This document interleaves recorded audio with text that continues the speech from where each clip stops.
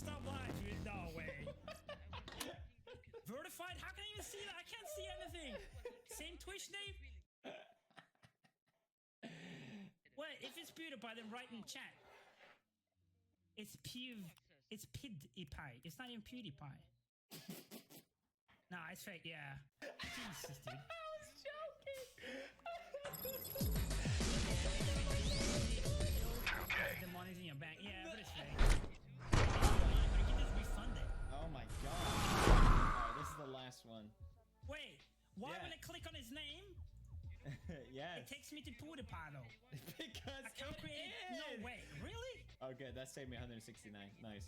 No, stop, dude. When I click on his name, when I click on the name, no, stop, dude. I'll actually, no way, dude. Why doesn't it say he's verified though? When I click on his name, it takes me to PewDiePie, and it's created 2011. No way somebody created that account to troll back then. Oh my god, no way. This is too funny.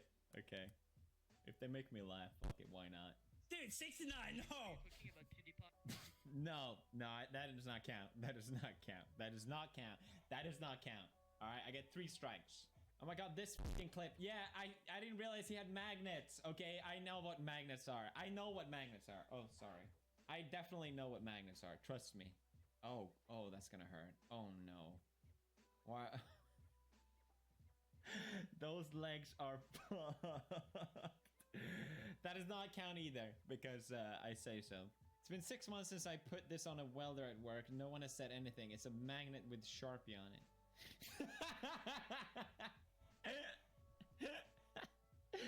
Oh, that's brilliant. I'm just adjust that on the welder, please. Thank you. That's funny, right? All right, fine. There it is. Hey, Red. Hello, I'm back. PewDiePie just tipped $168.99. Are you serious? No, not this again. Thank you so much. Oh my gosh, if it is actually, I swear to God, I will eat all 5 of these things. That's what I was gonna say that. What? I will eat 5 of these in one bite if it is actually PewDiePie. Don't do it. Cause oh my god, no. Okay, I don't do it again. Last time, he just tipped again. Thank you so much. Thank you. Did you not get my message? Learning French. Les murs. Wall. Mur. Ripe. Mur. Murmur. Murmure. A ripe blackberry murmurs to the wall. Une murmure au mur.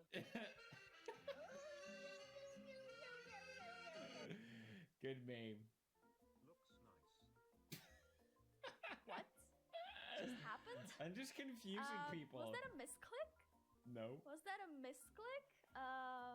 Yo, Felix, what the hell? thank you She so knows much me. for the That's ones. great. I hope it. Was that a misclick? Like, I can refund it. Thank you so much. I really appreciate it. What the hell? I don't even. Oh, she doesn't know who. You have to write Felix. That's funny. She doesn't know I'm PewDiePie. I was like, Yo, wait, let she me know knows if it was my a name is misclick Felix. or not. I can refund it, but dude. What? No, wait, no What? What's happening? I'm so confused. I'm literally just I'm just making a cursed texture pack. That's all. Like whoops. All right. God. Bonjour, mes amis. I really appreciate it. We back at it with some Borderlands. It's been a while. I don't know if I'm gonna listen to anything in the background. I'll probably put something on and then turn it down. We'll see. Go to my watch later.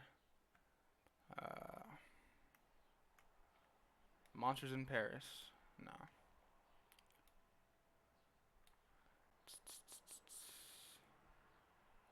No. Wait, I didn't save it to my watch later.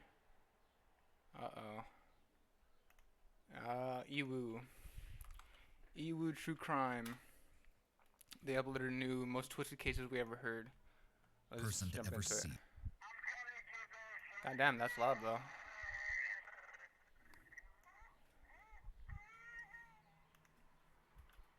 The chilling voicemail you just heard is All one right. of the only clues left Serena playing Warzone? My favorite streamer, Serena? Let's see. DLC? Maybe I'll play my Craig. You know what? Yeah, let's play some Craig.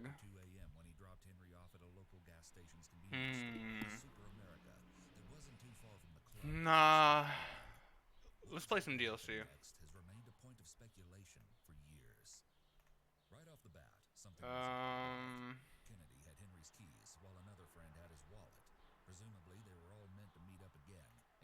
Or is he gonna go with ultimate? Let's see how bad it is. How bad it is. I'm at the bunker, huh? I'll farm him once.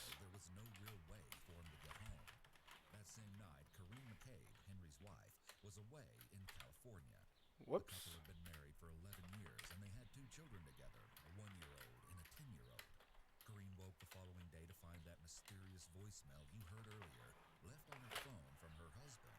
Audio, we'll put sound and dialogue at one.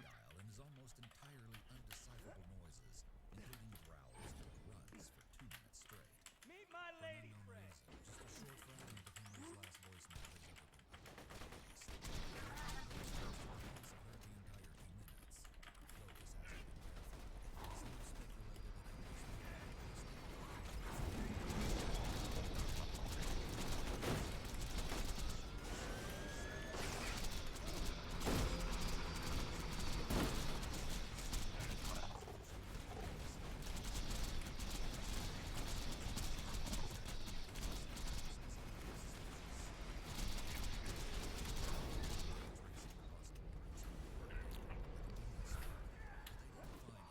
Pimpmaster, what's up? Welcome to the chat. Welcome to the stream.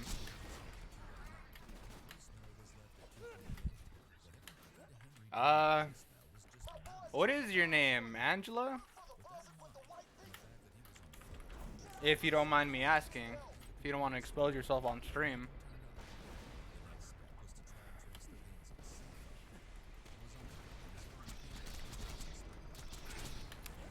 I can just call you Pimp. Yo, Pimp. What up, Pimp? What up, Pimp?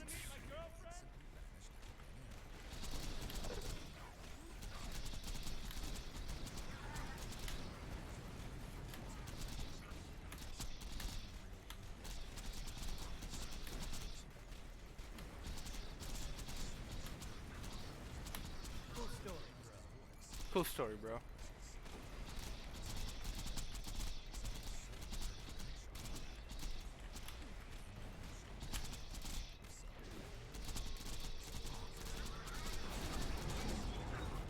Trying to play some Borderlands or Dead by Daylight right now? I'm down for whatever.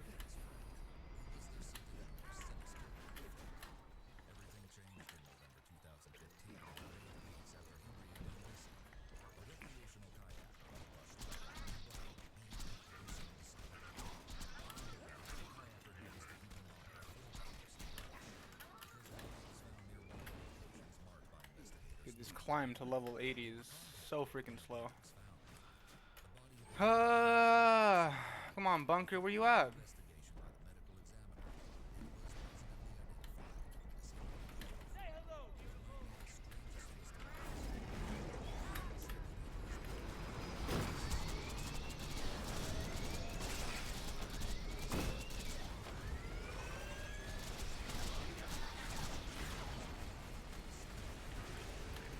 No!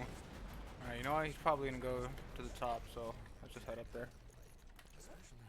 It's the climb! Whoops, I tapped out. Honestly, I haven't even been paying attention to the video.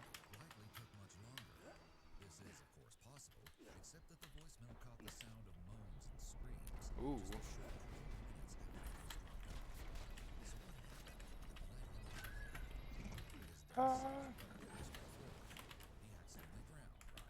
What the?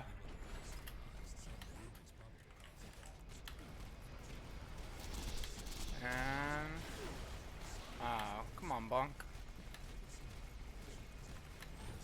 No! Oh my. Oh my lord.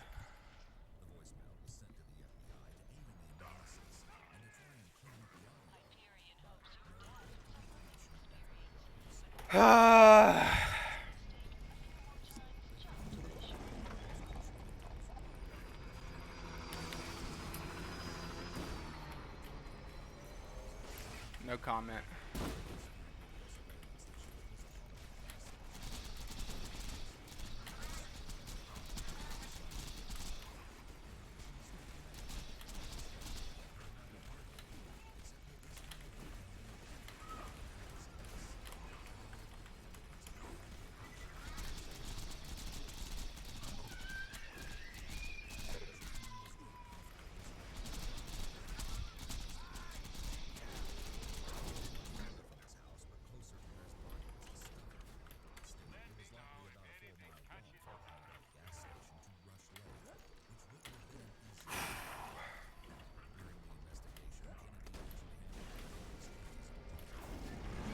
Does the flag reach him from here or nah?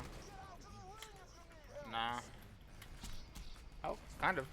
But it's not as fast as or reliable here.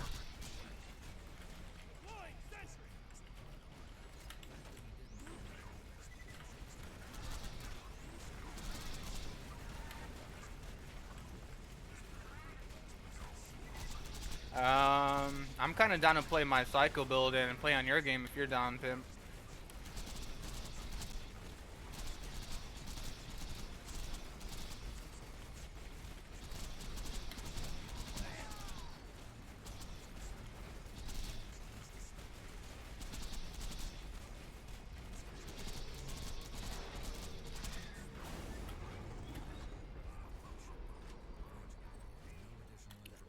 It's the climb. Nope.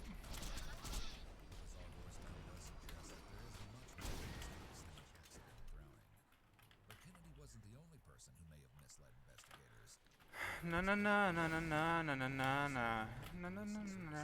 I'm just gonna stop the video, honestly.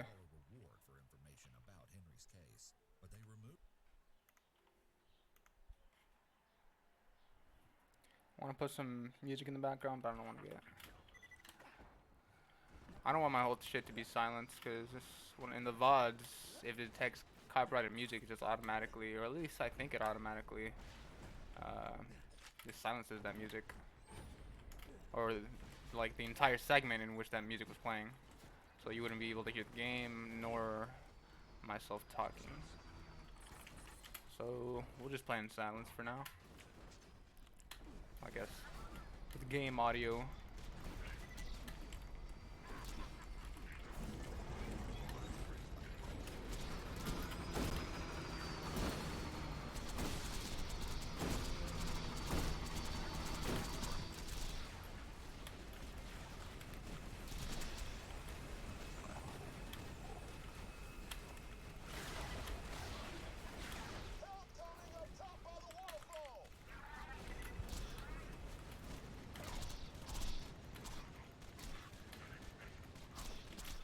Damn.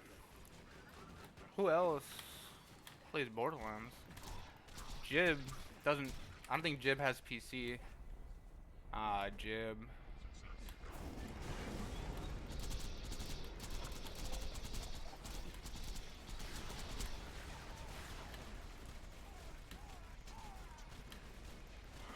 There's one foo who dropped by in the stream, but I just helped him level up a bit.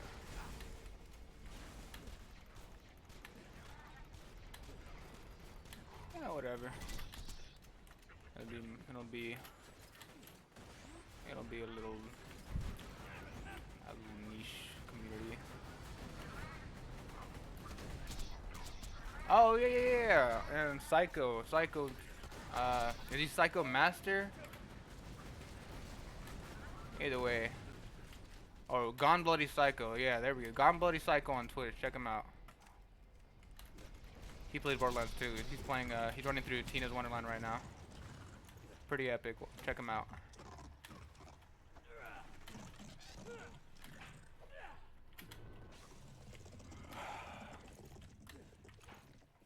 kind of want to play Apex, but I'm not gonna rage really bad at that game because I'm booty cheeks. So let's check out. Only greens.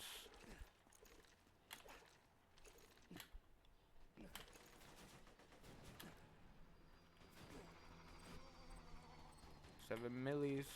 7 milli, 7 milli, a milli, a milli, a milli, a milli.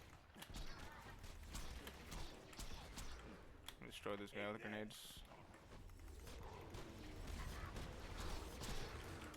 Go.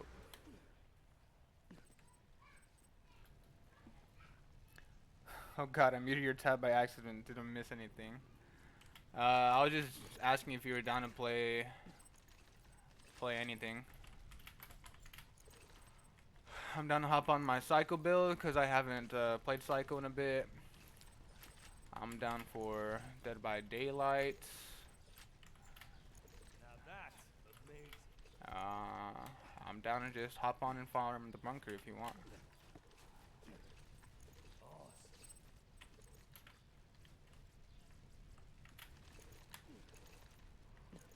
Could hop on my game, play some DLC.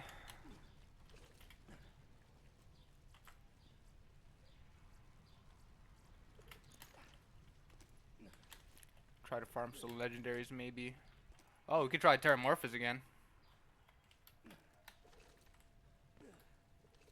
Also, you're not streaming your BL2, you're streaming an obnoxiously colored screen. What? God damn it. Okay, I was streaming the launcher. RIP. There we go.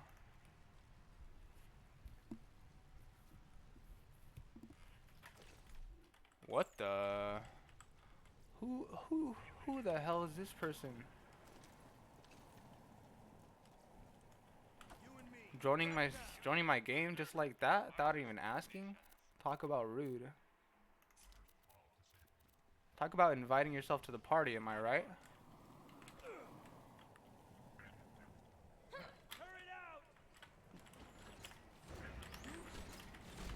Let's go.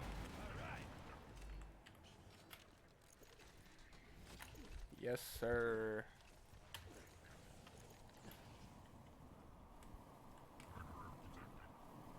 Gonna cry. I'm sorry, that was mean. I challenge you. Tossing the little lady. Interesting. Present for you. Ah, you're so lucky. Nah, you're so lucky. Nah, nah, nah, nah, nah, nah, nah, nah, nah, nah. I'm just good. What's the push to talk again? T? I don't know. Hello, hello? Is it H? E? T. You wanna farm the bunker for a bit? It's T.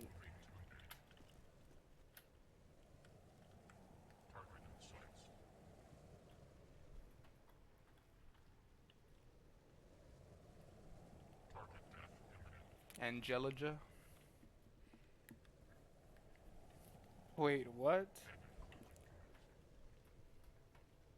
Do you want to farm the Okay, the my bunker? game was too loud and I couldn't hear you. What is it? Do you want to farm the bunker for a bit?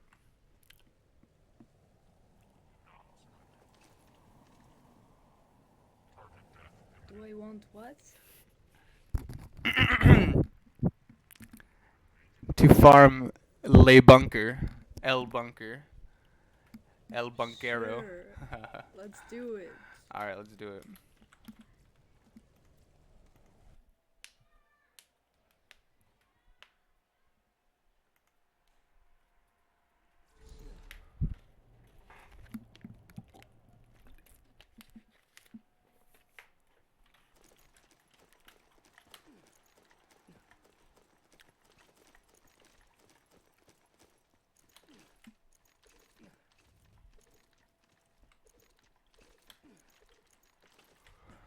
Where did she spawn? Is she here yet?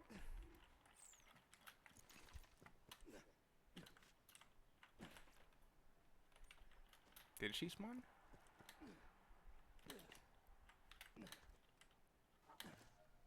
Oh, there she is. Hello. Whoops. Hello.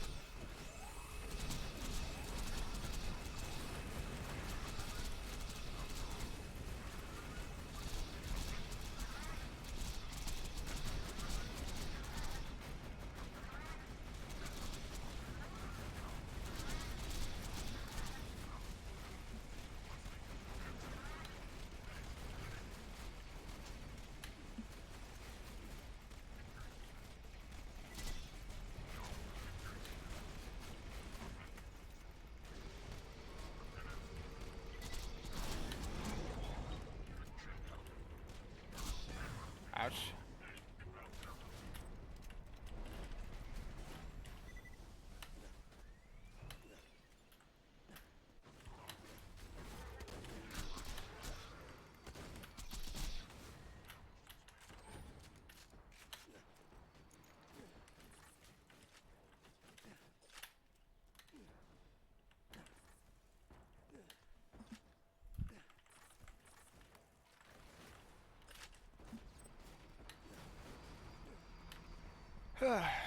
I need to get a face cam. Not gonna lie, to be honest. Think I'd get more views if I had a face cam.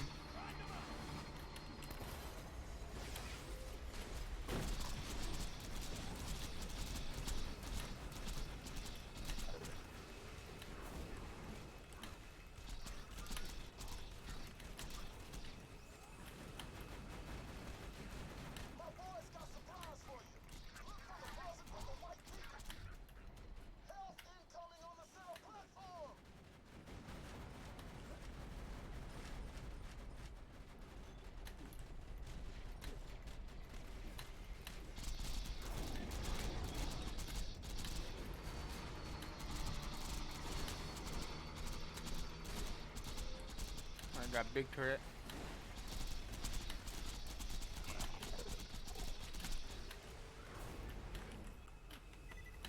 God damn.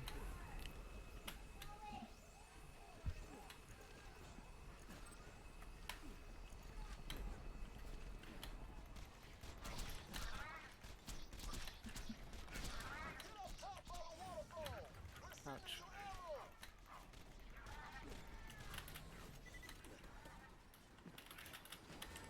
Ouch.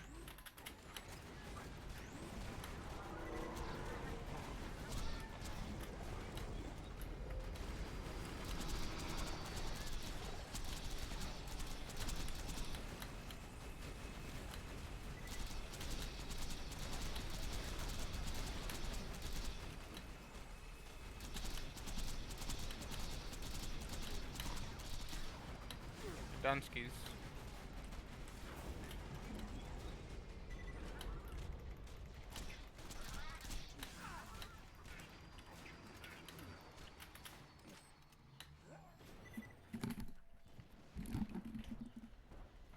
Commando's kind of a slept-on class, not gonna lie. His turrets with the rockets and the slag are just too good. His kill skills, I really like his kill skills.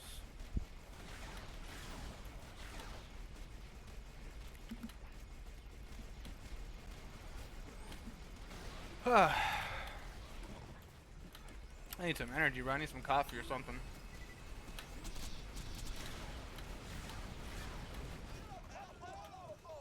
Got him.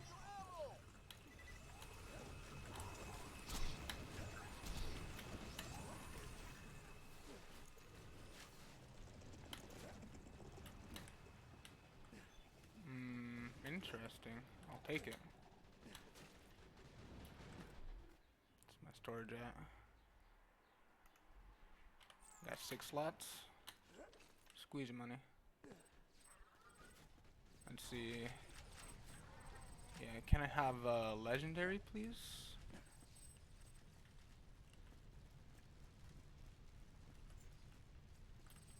What's this? Purging fighter? Nah.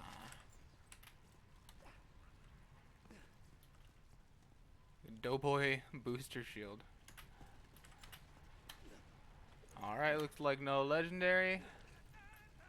Let's go again.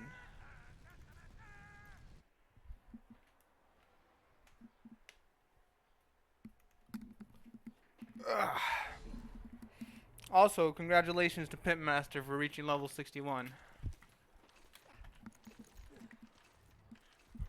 It's always nice to see a homie level up.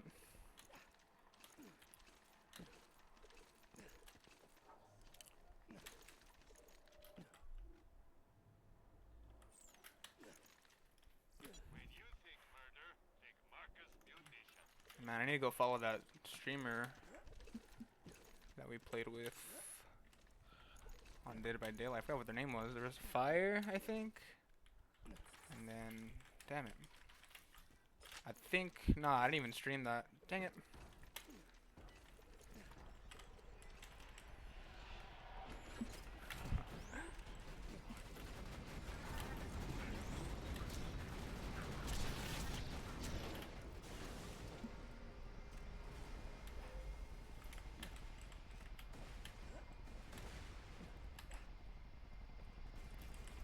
Oh, he responded over there.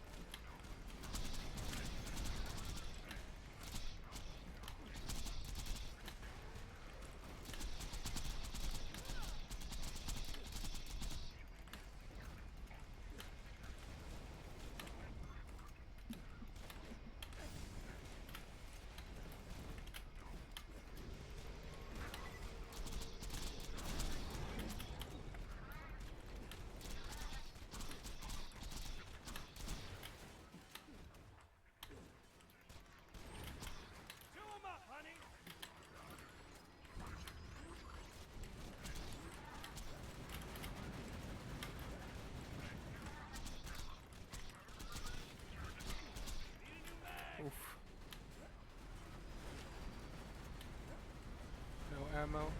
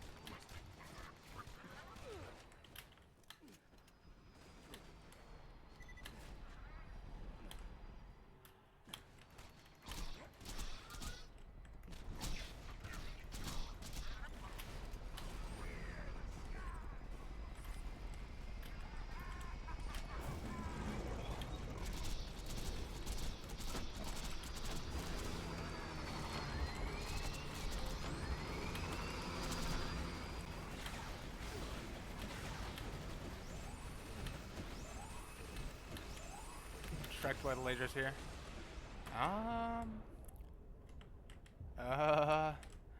Is there a turret alive? I think so. Let's go. Oh god, I almost fell there.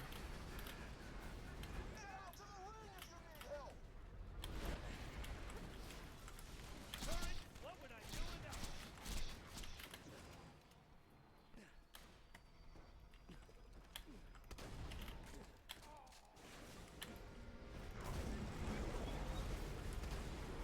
The flag can't reach the bunker from here.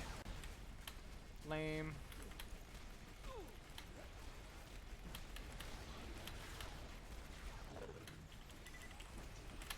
God, get in the box.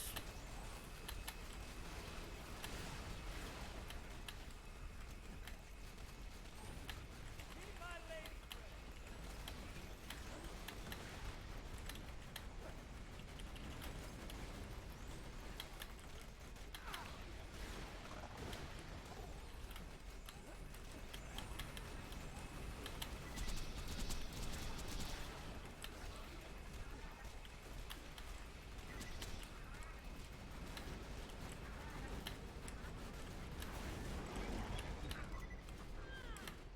Let's go.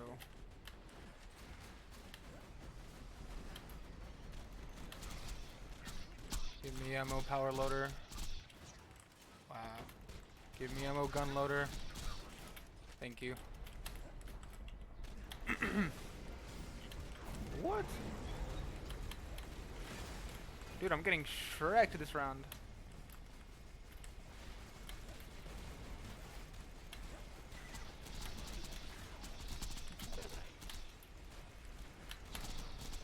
No lasers for me.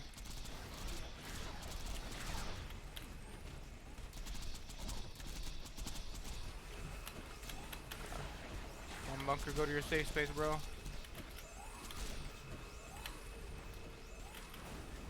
No!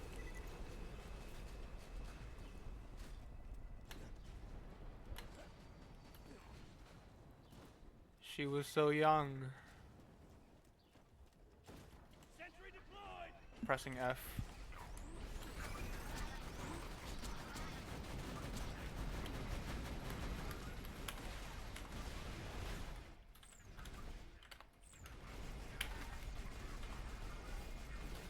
Dang it.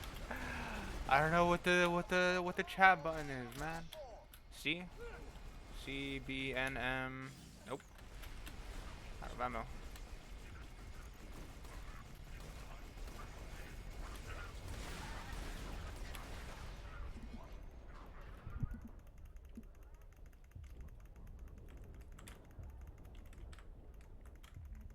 What the?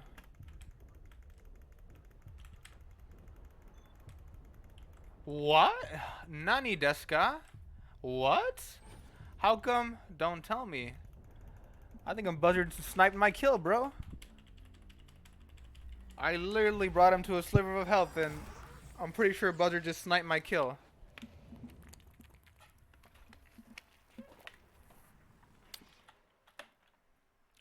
Is it R, Y? It's Y. There we go.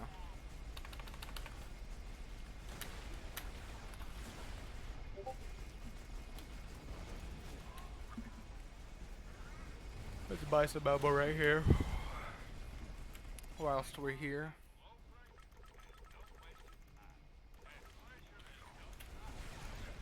We're still at 7 anyway.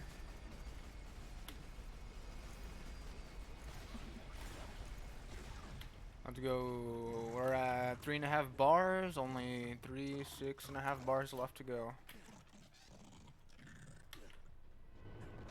Ah, the bunker throwed up. Throwed it up.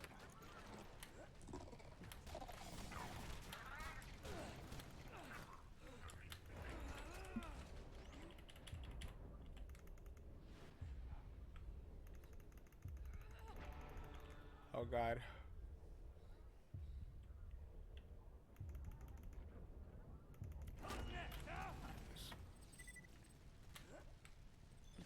Yeah, can I have a legendary, please?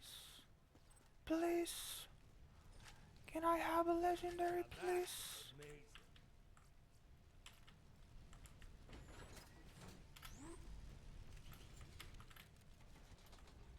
You gain 0 X. Oh. You need to buy the Lilith Sanctuary expansion pack to get past level 61. Yeah, it's kind of bullshit. You need to buy DLC to keep leveling up. I realized that too, like after I killed the bunker 1 or 2 times. Yeah. Help!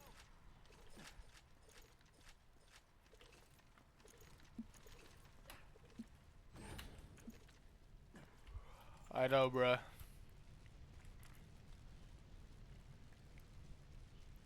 Damn. So if you're not leveling up, then I feel like... I feel bad now. I'll keep hunting for good weapons or something, I don't know.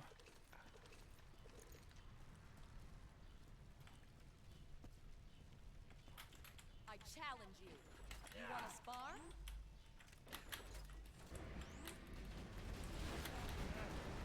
Let's go.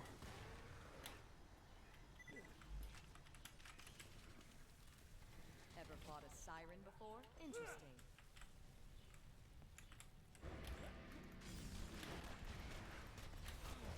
Wow. Wow. Alright, that's 1-1. That's 1-1. You and me, right now. Hurry out! Ah, she got me. Come on. Ah. Okay. GG's. GG's. Well played. Well played. Alright. Let's restart. Yeah.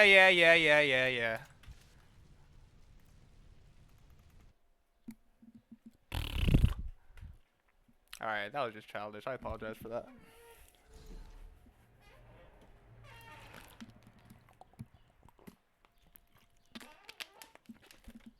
I got a new chair like a few days ago, and I'm already starting to make it squeak, bro.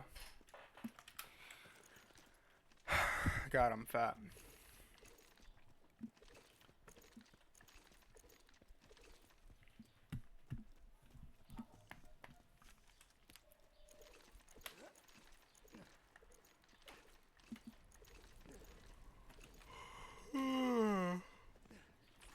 Nah, I'm just big. I'm a bit chubby. I wouldn't call myself obese.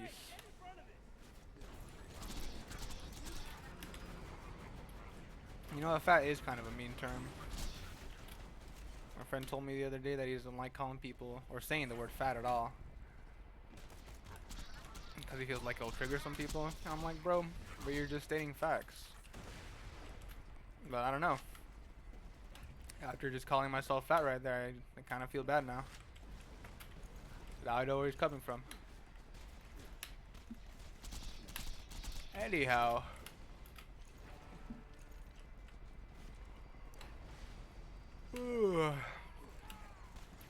Let's say hello to my old bunkmate. Like and subscribe if you got that joke. What the hell? That XP exploder wanted me.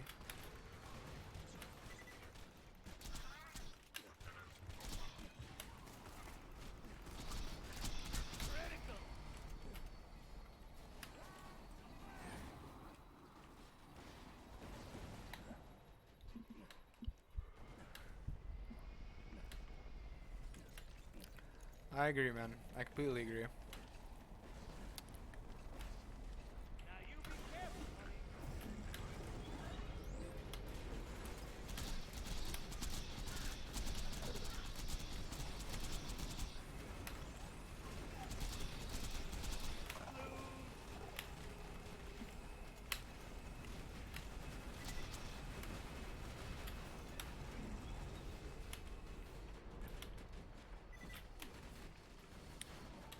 Is the chest unlocked already?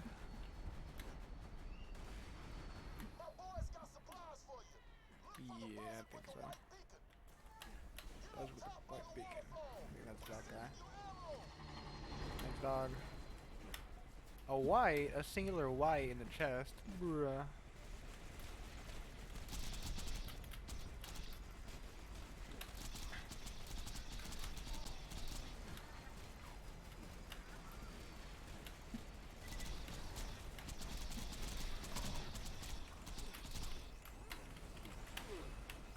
Get out of the box.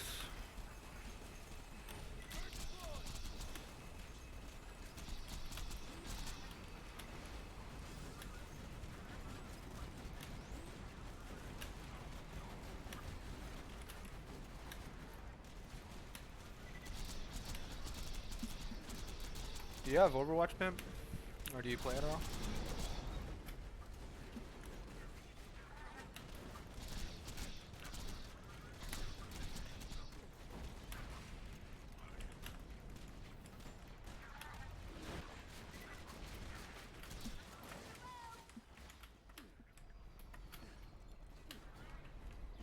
Nah, damn.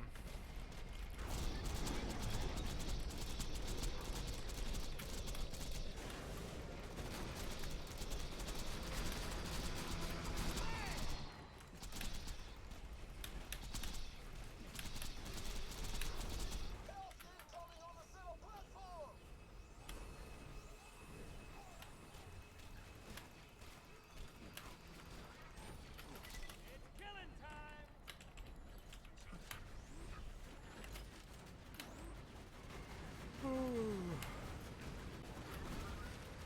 Excuse me.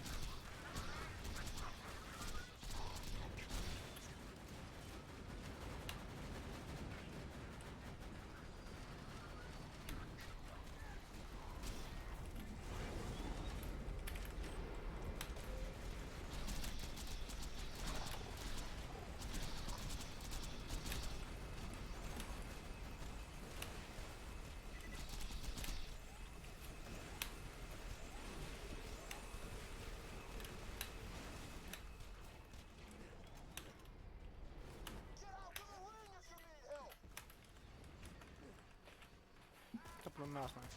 Alright.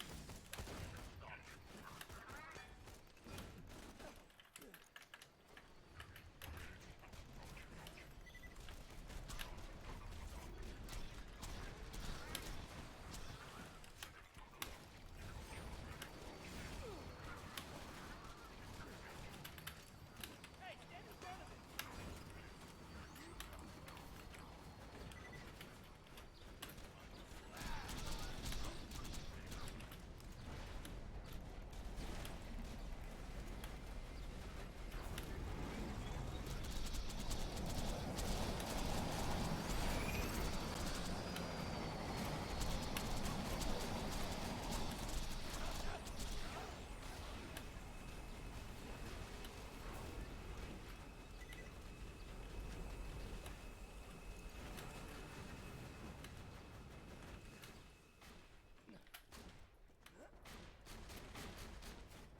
Can she get the snipe? Can she get the shotgun snipe? Oh god. Oh god. Okay. Okay. I play too much, I understand. Oh, keep me up, keep me up, keep me up. Oh. Alright, we're fine.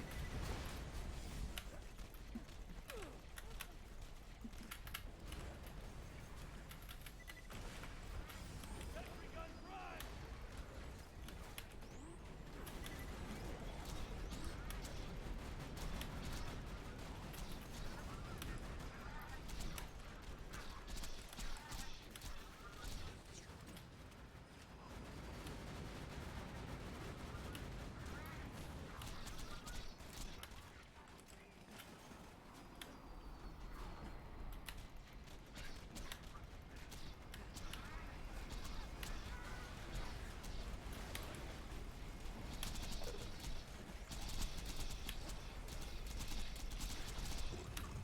Let's go.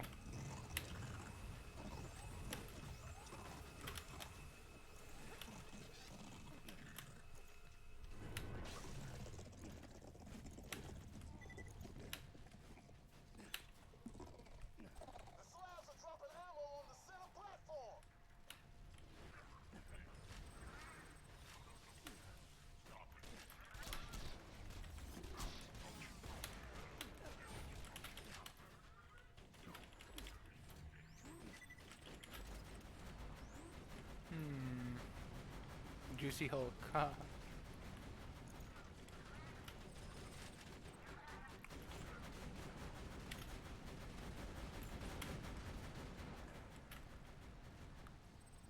like that's it. Grab that health. A little ammo. Nothing great. Let's try again. Ugh.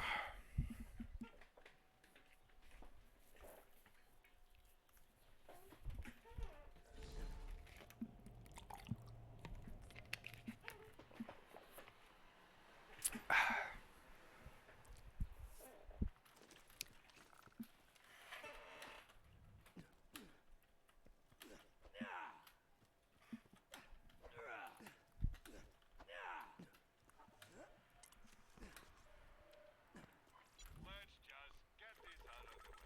Yes, most of my merchandise was ripped from the hands of dead adventurers. It's good advertising.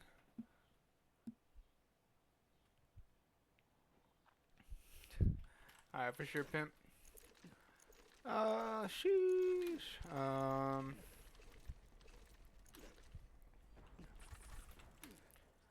Let's see. How was my day? I don't know.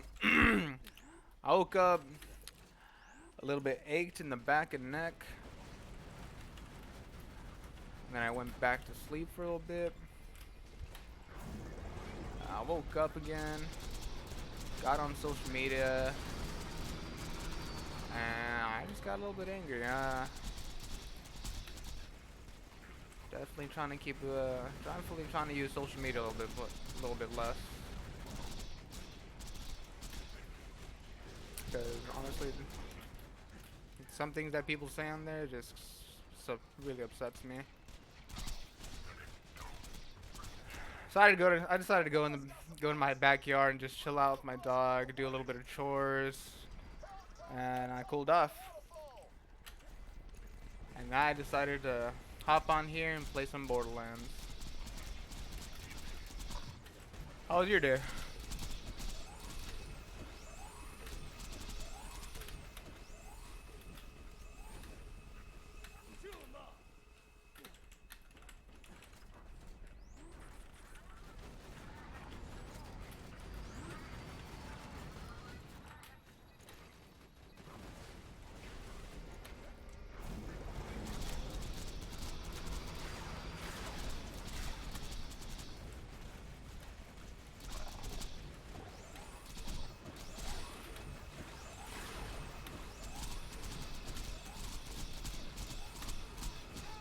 Damn, get shredded.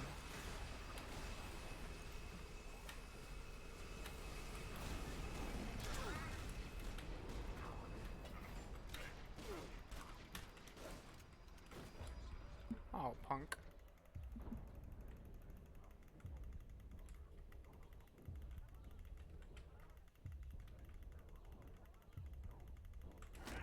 Did you miss me?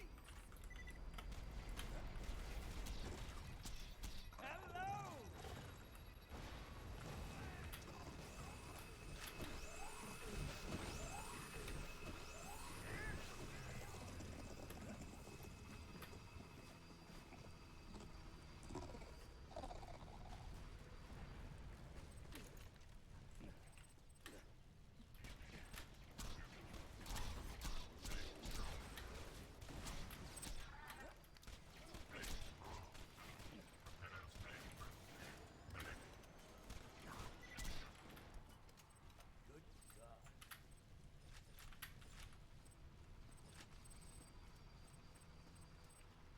This looks like no legendary. Oh, we got an E-Tech though. The maximized dart. An Hyperion RPG, huh? That's kind of interesting. I don't think I've seen too many of those, honestly. What the heck? I'm gonna take it because it's no, not that. I'm gonna take it because I like E-Tech weapons. Wait, I already have the maximized dart. Wait, what the hell? Oh, dude, I'm tripping, man. I was reading the description for the maximized dart pistol that was behind or under the rocket launcher here. I'm a bit special. The Dobby Droog. Don't know. Don't know.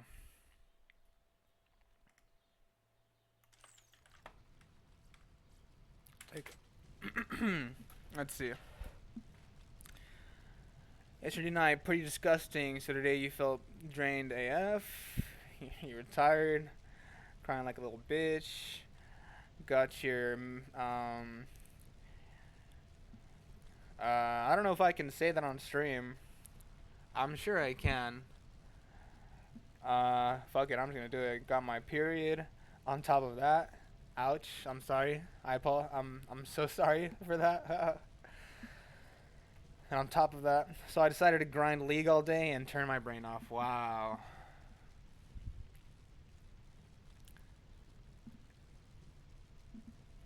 Also off topic, but I gotta compliment your voice. It's very soothing. Thank you. Wow. I've never gotten a compliment like that before. Thank you. Oh, my heart. My heart. Soothing voice. I like that. Thank you. No, don't inflate my ego. Stop. I think that's one of the best compliments I've gotten. One of the next ones being that I'm actually pretty funny. And was that you that said that as well? I don't think so. But I really do like when people say that I'm funny, cause I don't know. I just love bringing. I don't want to be the guy that's like, I love bringing smiles to people's faces. I guess I'd say I love seeing people smile and laugh, because I love laughing and smiling myself, you know. So if I could just make someone's day a little bit brighter, as cliche as that is, I like that. And then mission accomplished, you know. It's a fine day, full of opportunity.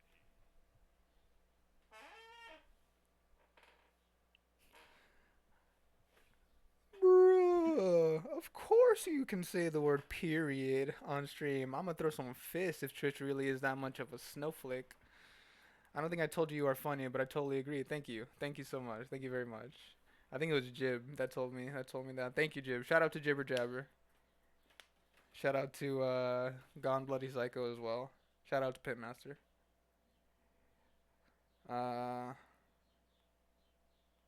Somebody that always brightens up my day is this person. I don't want to call him a character because it's not really a character, but he's kind of a character.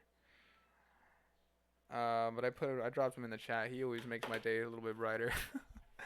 Cause I mean, he makes me laugh, and people in the comments say it a lot, but he really does have a big heart for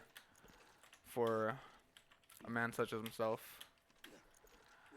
All right, we're now at 3, 4, 5.5 bars. Or 1, 2, 3, 4. Yeah, 5.5 bars. We need 4.5 left to level up. I'm getting a little tired of farming bunker here. I think I'm gonna farm until level 66 and then play the DLC. Go back to the DLC. Yeah, that sounds like a plan. Before that, I'm gonna take a quick bathroom break, and we'll be right back.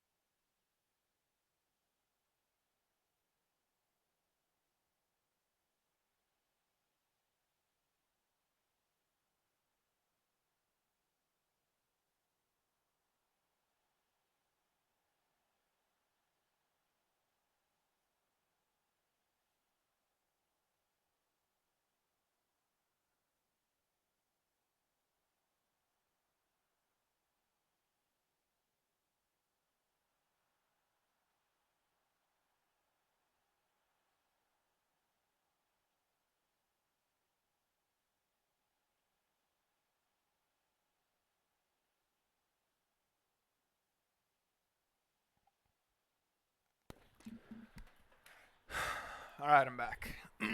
Apologize for the dead air and dead gameplay, but we are back. And you know what? We're gonna put on some Ewu True Crime, baby. Cause I am in the mood. Alright, this is Most Twisted Cases You've Ever Heard, Episode 8. Let me know if it's too loud. I'm also going to be turning off... Also going to be turning off is one of the only clues left all behind game sound. in a baffling case that still remains a mystery to this day. Our story begins in the very early hours of September 7th, 2015. 31-year-old Henry McCabe, an employee of the Department of Revenue in Mounds View, Minnesota, was at a nightclub with his friends. Earlier, Henry had spent the entire day with William Kennedy, and Kennedy was the last person to ever see Henry. It was just after 2 a.m. when he dropped Henry off at a local gas station's convenience store, a Super America, that wasn't too far from the club where they had spent the Super evening. America. What exactly happened next has You mean a remained a point of Walmart? speculation for years. Right off the bat, something wasn't quite right. Kennedy had Henry's keys, while another friend had his wallet. Presumably, they were all meant to meet up again, and Kennedy later claimed he took his keys to stop Henry from driving home impaired. But what all of this meant was that when Henry went to the convenience store, he didn't have any identification on him or the keys to his house, so there was no real way for him to get home. That same night, Corinne McCabe, Henry's wife, was away in California. The couple had been married for 11 years, and they had 2 children together, a 1-year-old and a 10-year-old. Corinne woke the following day to find that mysterious voicemail you heard earlier left on her phone from her husband at 2:28 a.m. The voicemail appears to be an accidental pocket dial and is almost entirely undecipherable noises, including growls and grunts for 2 minutes straight. For an unknown reason, just a short fragment of Henry's last voicemail has ever been publicly released, and only those close to the case have heard the entire 2 minutes. Though this hasn't been verified, some have speculated that Henry's family requested that the full voicemail not be shared with the public. The only clear sound is a voice that cuts through to say, "Stop it." Then the call ends. No one has heard from Henry since. Just dropping He was some officially credit in the reported chat. missing the next day. Considering the odd circumstances, the police determined that his disappearance was highly suspicious. Immediately, investigators and volunteers began tracing the possible routes Henry may have taken from the convenience store, but they didn't find Henry or any clues about what happened to him. Since he was last seen just after 2 a.m., and the voicemail was left at 2:28, whatever happened to Henry during the voicemail was just moments after Kennedy dropped him off. With that in mind, and the fact that he was on foot, there should have been some clue to his fate near the convenience store, but nothing turned up. The next step was to try and trace the pings of his cell phone. It was uncovered that his phone had pinged off towers in Spring Lake Park, Fridley, and New Brighton, which somewhat narrowed down the search. Despite this development, it seemed like Henry had simply vanished into thin air. He didn't turn his phone back on, there was no activity in his bank account, and he never tried to contact his work, friends, or family. So, the only real clue investigators had was that strange voicemail. Corinne was sure that some of the sounds she heard had come from her husband because she recognized his voice, but the other noises, well, that's all up for debate. Some were certain they heard a gunshot in the background of the call. Had Henry been shot and killed? If so, by who? Something else was apparent in the voicemail. A single word, a name. Papus, which was a nickname for Henry's friend Kennedy. The question was, had Henry been calling for help from his friend, or was there something more sinister afoot? Everything changed in November 2015, about 8 weeks after Henry had gone missing. A recreational kayaker on Rush Lake in New Brighton made a gruesome discovery. New While Brighton? on the Is this water, in the England? kayaker noticed a human body floating near some brush. Because the body was found. Alright, I rolled myself in blankets and got my coffee. True crime is on, Borderlands is on. I call it perfection. Hell yes. The body appeared to have been in the water for some time, but following an investigation by the medical examiner, it was positively identified as Henry McCabe. What might be the strangest twist of all is that the medical report said that Henry's death did not appear to be suspicious because there were no signs of trauma or foul play. Despite the voicemail, there were no gunshot wounds or injuries, but his exact cause of death was still undetermined. Although this was puzzling, what was most confusing was the question of how Henry It really do actually be like got to that the lake, sometimes. especially on foot. The lake where he was found is at least 6 Goddamn. miles from where he was dropped off at the store, which would easily take over an hour to walk. Since Henry was drinking that night, it likely took much longer. This is, of course, possible, except that the voicemail caught the sound of moans and screams just a short 20 minutes after he was dropped off. So what happened that led him to the lake? If you become His death non-responsive, seems you fell relatively asleep, for sure. straightforward. He accidentally drowned, right? That is exactly what the police theorized, saying that Henry's probable cause of death was drowning in fresh water. Except it always comes back to that mysterious voicemail. David Singleton, the chief executive of Minnesota Community Policing Services, has said, "I don't believe the idea that he just wandered that far on his own, and the audio doesn't support the idea that his death is not suspicious." The voicemail was sent to the FBI to aid in the analysis and to try and clean up the audio, but no helpful information ever arose.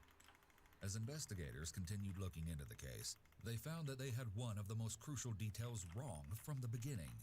It turns out that the location Kennedy gave for where he dropped Henry off was actually incorrect. The police found video surveillance that showed it was a Holiday gas station at a different location and not a Super America. Slight difference, right? And an easy mistake to make, especially after a night of partying, except that this kind of detail meant everything in Henry's case.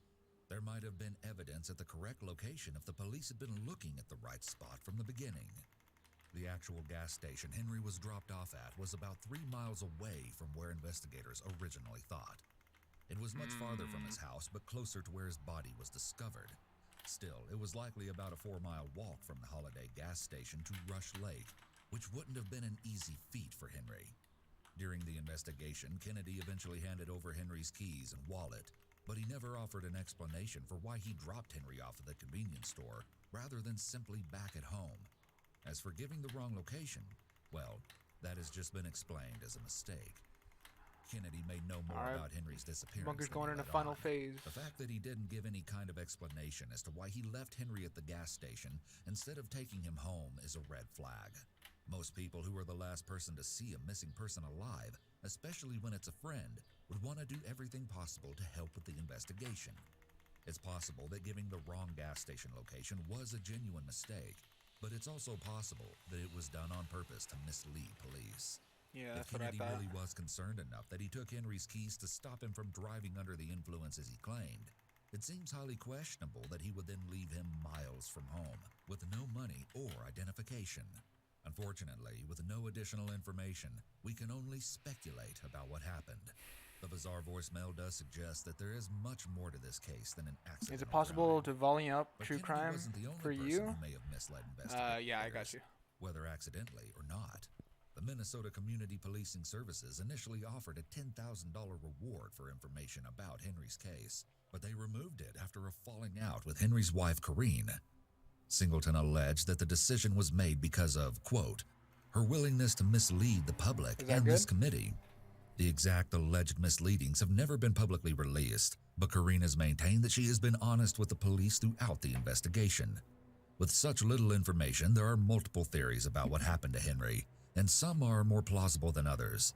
Investigators have looked into the possibility that Henry's death was an accident, or that he'd intentionally taken his own life by drowning. His wife has said that she doesn't buy that idea, saying, I don't think somebody would just drown himself. Somebody was inflicting harm. However, other theories, mostly shared online on Reddit, are that Henry's death was caused by an animal attack, or that the growling on the voicemail was really the sounds of screaming from underwater or gurgling. Others think that the clicking noise is a taser gun, and that the voice may be garbled because Henry had just been tased. All of this is guesswork, but with so many questions still remaining in the case, namely what was really happening during that eerie voicemail, people can't help but wonder about the truth. And the truth is something that we just may never know. With that, let's move on to our second case of the day, one that's a good reminder that sometimes things aren't always as they seem, because sometimes they're much, much worse. Difference between... On the evening of November 27th, 2010, a Royal Canadian Mounted Police officer was sitting on the back roads near Vanderhoof, British Columbia, Canada, when they noticed a vehicle speeding out of a remote logging road. This was especially odd because the area was known to be quiet, especially at 9:45 p.m. There was no reason for a truck to be speeding. So, following a hunch, the officer pulled the truck over in But a it's good that you routine told me traffic to stop. turn it up, But what please. happened next was nothing close to routine. The driver was 20-year-old Cody Lejbakov. He likely would have been let off with a warning for speeding, except for one thing. When the officer approached the truck, they saw what looked like a smear of blood on Cody's face. But that's not all. There was also blood on Cody's I was afraid I legs was just and talking what too looked loud. like a pool of blood in the truck. The Fourth Amendment's protection against unlawful search and seizure prohibits arbitrary vehicle searches by police. If the police search your car without a warrant, your permission, or a valid reason, they're violating your constitutional rights. However, there are some situations in which police can search a car without a warrant or your consent. I mean, now it's a tiny bit too loud compared to your voice, but I feel like I'm bothered. Nah. I mean, I don't want to be the bother, bro. I want you to hear this. And I also don't want to, like, talk over it either. But I also want to hear it, too. You know what? I'm going to turn it up for myself. And then turn it down a little bit on the stream. You are whiny. Don't even lie to me. No, I'm just kidding. I could do sound check, too. Let's see. Sound check. When it comes to vehicle searches, courts generally give police more leeway compared to when police are attempting to search a residence. This is because under the automobile exception to the search warrant requirement, courts have recognized that individuals have a lower expectation of privacy when driving a car than when they're in their homes. Police can conduct warrantless searches of your vehicle under the... Alright, now that's a bit loud. Turn it down a bit. following circumstances. You've given the officer consent to do so. Alright, what if I turn myself up? The officer has probable cause to believe there's evidence of a crime in your vehicle. It's just so loud with both of us talking like that. Okay.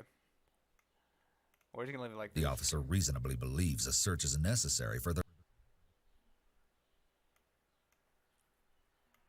Test. Okay, that's not good. their own protection, a hidden weapon, for example. Alright, I think that's good. And if you've been arrested and the search is related to that arrest, such as a search for illegal drugs. Seeing the blood, the officer called for backup, and he was joined by a second officer. Together they searched the truck, where they also found tools that looked like they were covered in blood. But here's the thing. Cody immediately told the officers what had happened. He had a perfectly reasonable, if illegal, explanation for the blood and his speeding. Cody said he had just been poaching and killed a deer by clubbing it to death.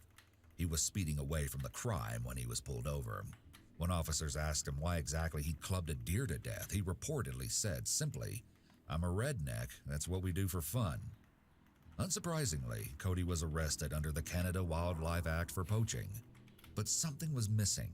There was no deer carcass in Cody's truck, as one would expect with a poacher, because that was the whole point, wasn't it?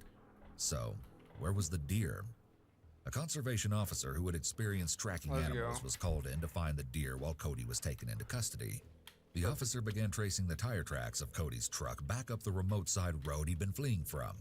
There, in the fresh snow, he found footprints. As he followed the tracks, he expected to find the body of a deer, but instead, he stumbled upon something he never expected to see.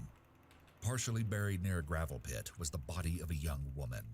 The girl's pants had been pulled down, and she appeared to have injuries to her head. She was already dead by the time the officer found her. It was 15-year-old Lauren Dawn Leslie. The teen was legally blind as she didn't have any vision in one of her eyes and only about 50% vision in the other. Lauren's body was left near a highway known in Canada as the Highway of Tears, an area notorious for young women going missing. Did the last story or already being killed. end, or did I miss something here? To see a missing person alive, especially when it's a friend, would want to do everything possible to help with the investigation. Okay, this is why it's I last possible remember. that giving the wrong gas station location was a genuine mistake, but it's also possible that it was done on purpose to mislead police. If Kennedy really was concerned enough that he took Henry's keys to stop him from driving under the influence as he claimed, it seems highly questionable that he would then leave him miles from home with no money or identification. Unfortunately, with no additional information, we can only speculate about what happened. The bizarre voicemail does suggest that there is much more to this case than an accidental drowning. But Kennedy wasn't the only person who may have misled investigators, whether accidentally or not. The Minnesota Community Policing Services initially offered a $10,000 reward for information about Henry's case, but they removed it after a falling out with Henry's wife, Corrine. Singleton alleged that the decision was made because of, quote, her willingness to mislead the public and this committee. The exact alleged misleadings have never been publicly released, but Corrine has maintained that she has been honest with the police throughout the investigation. With such little information, there are multiple theories about what happened to Henry, and some are more plausible than others.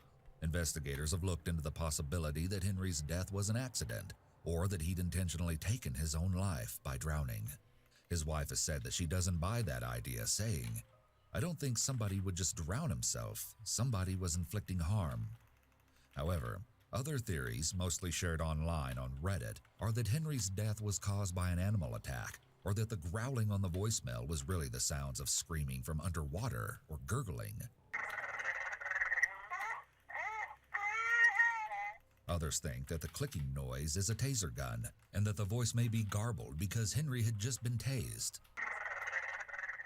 All of this is guesswork, but with so many questions still remaining in the case, namely what was really happening during that eerie voicemail, people can't help but wonder about the truth.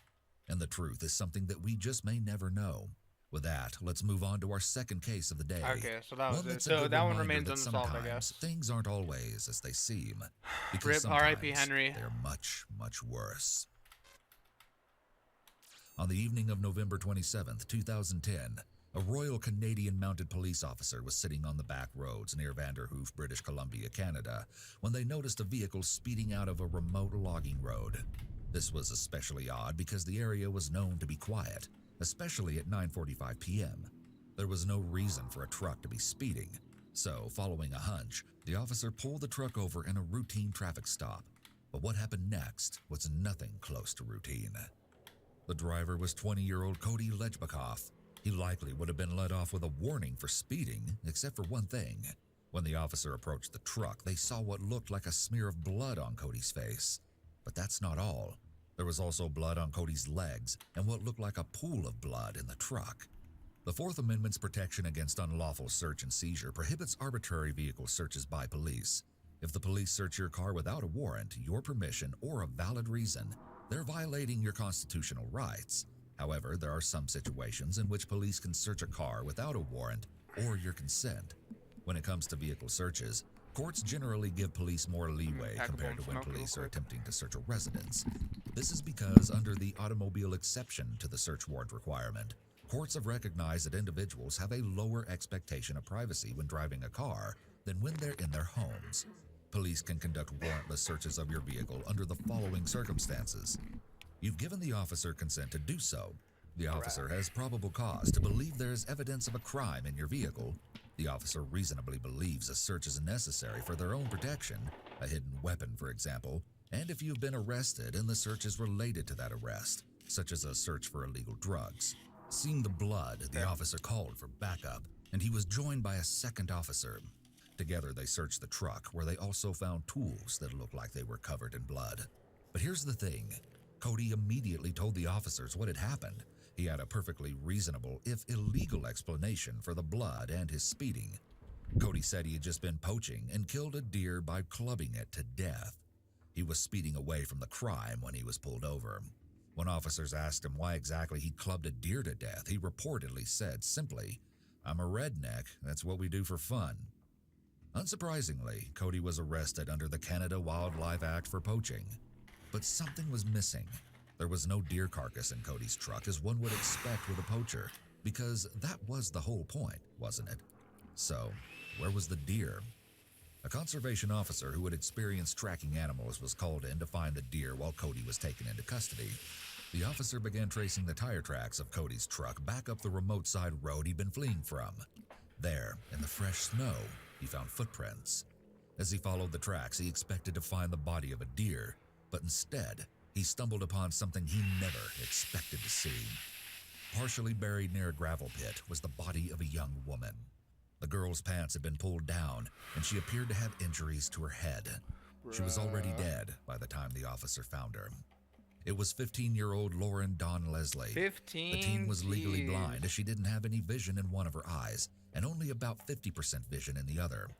Lauren's That's body was fucked left near up. a highway known in Canada as the Highway of Tears, an area notorious for young women going missing or being killed. Following me. an autopsy, it was confirmed that Lauren had died from blunt force trauma to her head and blood loss from her wounds. If there was any doubt that Cody had been fleeing from the area of Lauren's body, investigators reportedly found a monkey backpack inside his truck, as well as a wallet with a children's hospital card that had the name Lauren Leslie on it, a pair of glasses that belonged to Lauren, Lauren's phone, and a ring her father had made for her with all the birthstones of their family. At first, Cody explained that he'd found Lauren by accident, already dead, while he was out poaching in the woods. But this wasn't true. Police checked his phone and realized that not only had they known each other before he found her body, but that Lauren and Cody had exchanged text messages back and forth, planning to meet up that very night. The two had met on the social media site Nexopia, where Cody messaged Lauren first. After chatting for a bit, they exchanged phone numbers before they agreed to meet in person. That evening, before meeting Lauren, Cody bought a 4-pack of Kahlua mudslides, a 4-pack of White Russians, and a pack of cigarettes. Keep in mind, Lauren was 15, and it was not legal for her to consume alcohol. Providing alcohol to a minor is typically punished as a misdemeanor offense. However, the crime may also be considered a felony depending on the circumstances of the case and the state or country in which it occurs. The difference between a misdemeanor and a felony offense typically rests on whether anyone was seriously injured or killed as a result of the illegal supplying of alcohol. Felony offenses can also result when a person has committed repeated offenses. When presented with this information, Cody changed his story, admitting that they had hung out together. He claimed the two had engaged in what he described as consensual intercourse, though of course, with Lauren being a minor and Cody an adult, this couldn't be consensual. Their text messages also contradicted Cody's story. Just before they actually met, Cody told Lauren not to tell anyone that they were going to hang out, and she replied in a text, "Well, we're just hanging out, right? Nothing inappropriate," which contradicted Cody's claim they had a consensual encounter. But none of this actually explained how Lauren died and ended up being left down a lonely logging road. Cody once again told the police another story. As you'll see, it would turn out that he told a lot of stories. This time, though, he said that as they drove down the road where her body was found, Lauren suddenly became agitated. He claimed she was so worked up that she started hitting herself with a wrench from his truck and then stabbed herself with a knife in an attempt to take her own life. Cody said that after hitting herself, Lauren got out of his truck and disappeared from his view. He found her lying on her stomach with a knife next to her. She was still alive but appeared to be dying, so he claimed that he struck her twice in the head with the wrench to put her out of her misery. What a nice guy. Then he just left her body there and sped away. I believe it. The discovery of Lauren's body opened up a whole other investigation that no one saw coming. While Cody was in custody, so close. investigators started looking closely at his apartment. And while there, they found something curious. A pickaxe. This wasn't too surprising, but when the pickaxe was tested for DNA evidence, it came back that it had traces of human blood on it. And not only that, but the blood's DNA also had a match, though not to Lauren, as one may assume. Instead, it matched a woman whose body had been found on October 8, 2010, in a park on the outskirts of Prince George. The woman was 35-year-old Cynthia Francis Moss. What the heck? She was What? last seen on September 10, 2010, My turrets aren't a in the month before her stairs. body was found. Bruh. Police have said that Cynthia was involved with drugs and prostitution. So, how had Cynthia's DNA ended Okay, up on a well, rip. pickaxe in Cody's apartment? Well, that explanation will come later, because it wasn't the only piece of DNA evidence investigators found. Obviously, after discovering the pickaxe, the police wanted to be extremely thorough with everything else in Cody's apartment. So, after testing his shirts, shorts, bed sheets, a comforter, and even another axe, they found more DNA. This DNA was matched to another person entirely, 23-year-old Natasha Lynn Montgomery, a young woman who was missing. Natasha was last seen as she left a friend's house in Prince George in August of 2010. Natasha's body was never found, but now that her DNA was discovered at Cody's apartment, police were confident she'd befallen the same fate as Lauren and Cynthia and was likely deceased. Oh, but that's not all. If you thought all of that was crazy, just wait. When running Cody's DNA through police databases, investigators found that he matched a semen sample collected from a body, but not Cynthia's or Lauren's. No, Cody's DNA was found on the body of 35-year-old Jill Stachenko. Jill had disappeared from Prince George on October 9, 2009. At the end of the month, on the 26th, her body was uncovered where it had been half buried in a gravel pit just outside of the city. Lauren, Jill, and Cynthia had all suffered blunt force trauma to their heads, as well as other wounds. All the women, except for Lauren, were characterized in the news as drug users and sex workers. Cody was now connected to the deaths of 4 different young women, all killed within the last 2 years, but nothing about him would make you think he was the kind of person to do something like this, at least from the outside. For one, his childhood had been typical. Growing up, Cody got along with his parents and siblings. He worked in a sawmill run by his grandfather and his great-uncle, and he had an active social life playing hockey, hunting, and fishing. At the time that he was arrested, he worked as a mechanic at a Ford dealership. As the news broke, Cody became known as the Country Boy Killer for the comments he made when he was first pulled over. A key characteristic of a psychopath is the ability to blend into normal society. Psychopaths are often charming and well-liked by others. They may have stable employment and appear to have relationships with family and friends. However, this is all an elaborate act. A true psychopath can't form an emotional attachment to other people, but they are very good at pretending. Another trait of a psychopath is pathological lying, which is seen in this case with Cody changing his story multiple times. Promiscuous relations, lack of remorse, and lack of empathy are additional psychopathic traits. Cody was charged with the first-degree murder of all 4 women, and the case went to trial.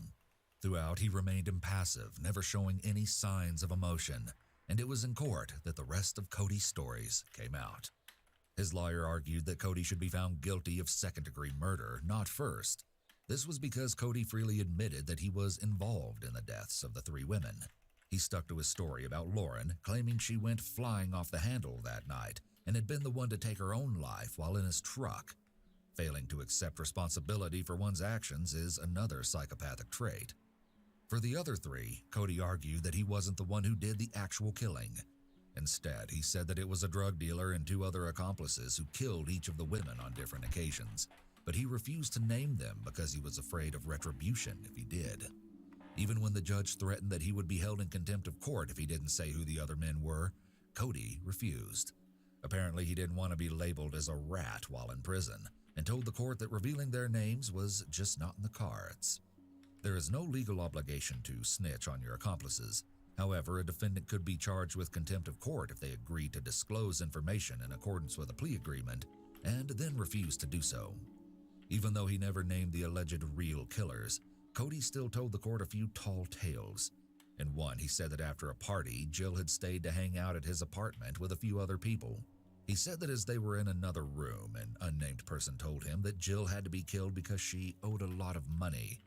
Cody, who said he tried cocaine for the first time that night, claimed to have just handed the person a pipe from his toolbox and then simply watched as this other person hit Jill in the head with it and then choked her to death.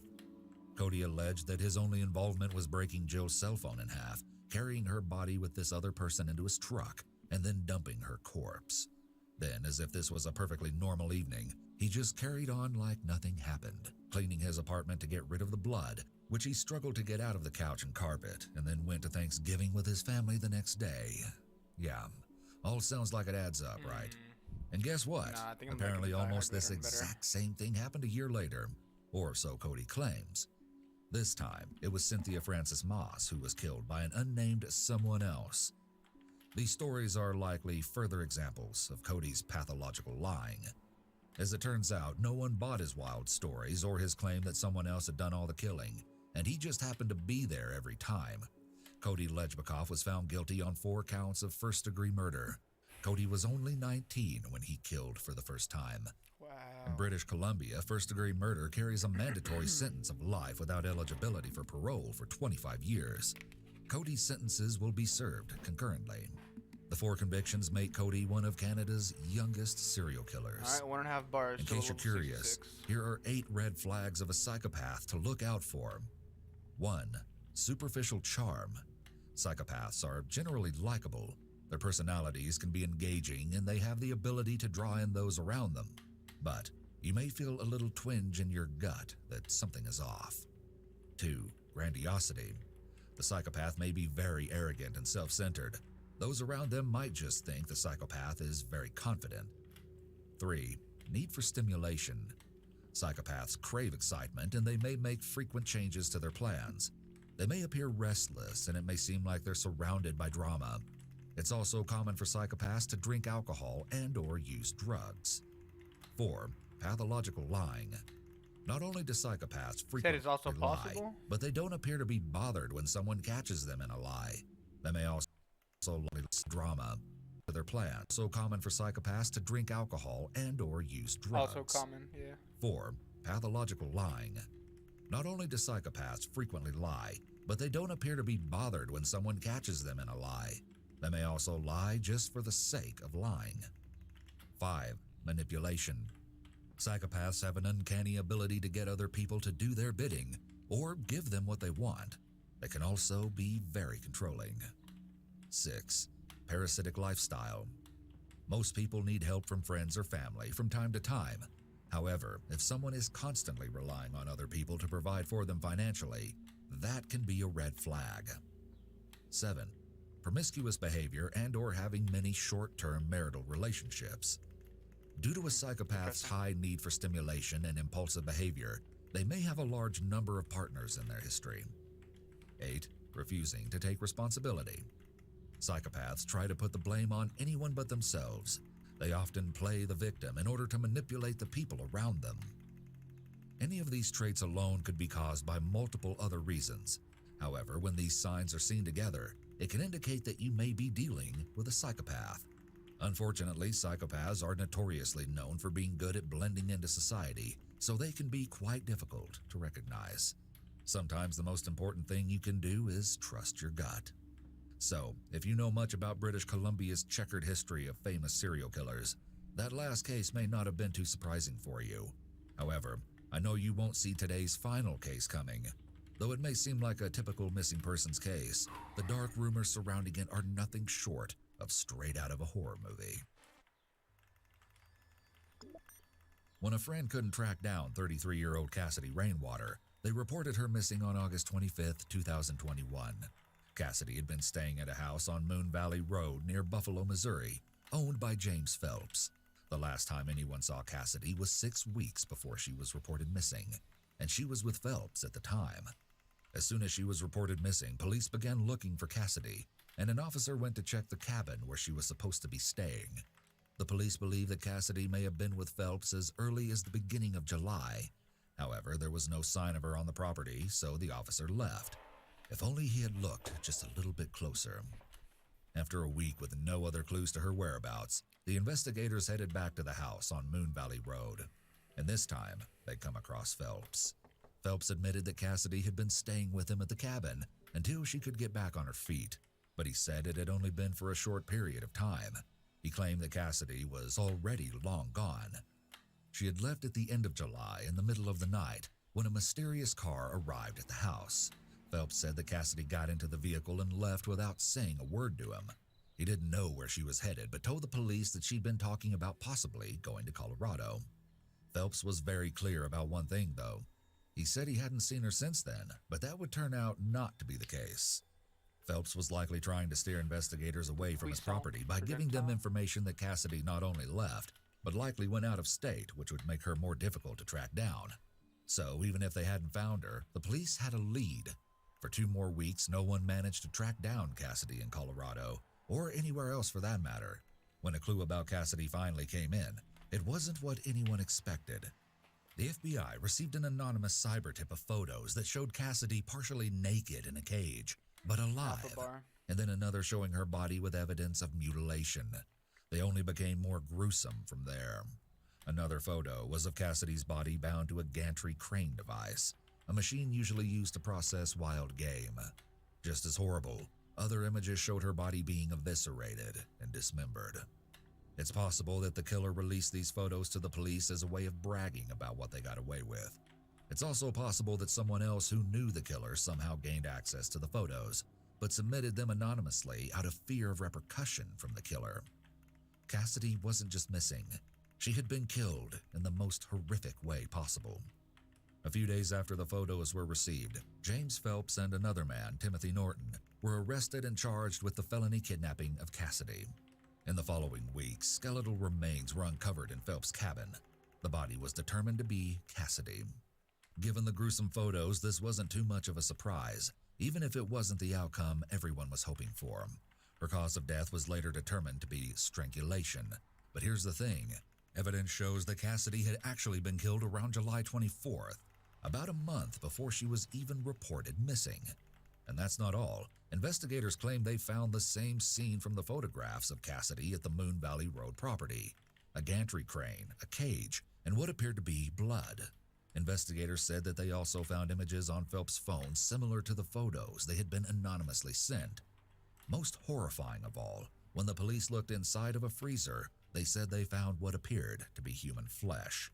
Now, that's a lot to stomach, but add in the fact that the human flesh was also dated 7/24, and we're talking about the kind of stuff you only see in horror movies.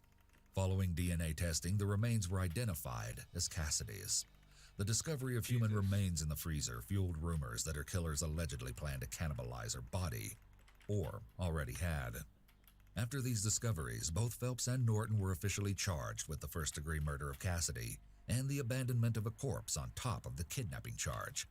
Police allege that during interrogation, Norton almost immediately confessed that he helped to restrain Cassidy while she was killed. Police say that Norton claimed she was sleeping when she was attacked. Reportedly, Norton stated a plastic bag was placed over her head. At the same time, he physically restrained Cassidy by holding her down for a substantial period of time, while Phelps allegedly strangled her. Authorities say that just like the photos showed, Norton told the police that her body was then hung from the gantry crane, where she was disemboweled. The two men then allegedly carried her body to a bathtub, where it was dismembered. Phelps, on the other hand, refused to speak to investigators without an attorney, and then refused to answer questions altogether. Still, investigators said they found text messages exchanged between the two men, where they allegedly planned to kill Cassidy on July 24th. Police say that Phelps had asked for Norton's help. This is all the information that has been publicly released by investigators, but there may be more going on with this case. At least, that's the unconfirmed rumor. The case took another turn when on October 4th, 2021, the cabin on Moon Valley Road was set on fire. The responding fire marshals concluded that the fire was a case of arson, and yet no one has been arrested. Two explosive devices made out of mortar tubes, balloon covers, and tripwires were discovered on the property near the house. The sheriff said that the house was totally lost in the fire, and with it, possibly potential evidence in Cassidy's case. As Cassidy was a mother of at least 2 children, there's been a lot of concern online about what has happened to her kids since her death. It appears that at least one of her children was already in the care of adoptive parents, and his family is trying to protect him from the grisly news of Cassidy's death. For now, it's important to remember that Phelps and Norton have not been found guilty of any crime, and therefore remain innocent unless and until they are found guilty. What's up, guys? Nada. I just want to let you know that I follow myself, you know? Did it immediately play? I actually believe It did. I'm gonna use the bathroom quick. We'll probably listen to this one. I mean, I've listened to this one like 10 times already, but we'll see. I'll be back.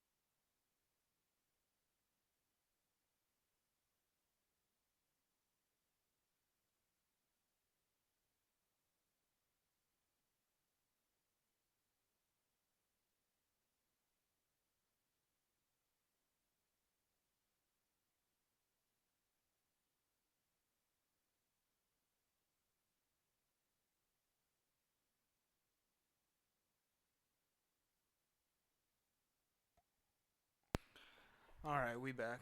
Once again. Sorry about the dead gameplay. Yes, I need to. Nah, let's listen to something new, man. I've listened to this I'm too concerned about many his own times. safety. Oh yeah, this one. Let's see if JCS has uploaded anything new. JCS.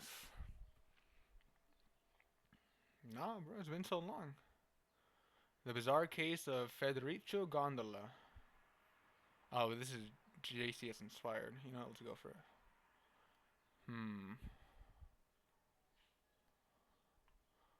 We'll find a better one. The interrogation To some, of Stephen getting married Williams. to the love of your life is one of the most joyous occasions one could experience. The start to the next chapter of a relationship, pledging each other's love and devotion to each other in holy matrimony.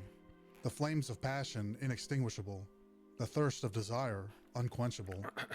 However, sometimes things change, and sometimes the other person at the altar is a monster in disguise. This is Trisha Todd. She's described by her family as having a vibrant personality, the life of the party, and a beacon of joy for everyone around her. And this is Stephen Williams, Trisha's childhood sweetheart. Both Stephen and Trisha served in the Air Force and began dating during that time, getting married soon after. After 11 years of marriage, the pair chose to divorce, and the resulting split was rather peaceful. Trisha moved with her and Stephen's daughter to Hobe Sound, Florida, where Trisha would become a nurse. Things were going great, or so it seemed. On April 26, 2016, Trisha Todd went missing. The police were baffled. Her bank accounts and credit cards had no activity, and her phone had completely stopped communicating with signal towers. Her now ex-husband, Stephen, was very helpful to detectives in the initial stages of the investigation. He was forthcoming with information and was willing to take a polygraph test, which he did, and passed. He was a military man with an impeccable record and genuinely seemed like an innocent man trying to find his daughter's mother. It seemed as if Trisha had vanished into thin air until security footage was uncovered that gave them further insight.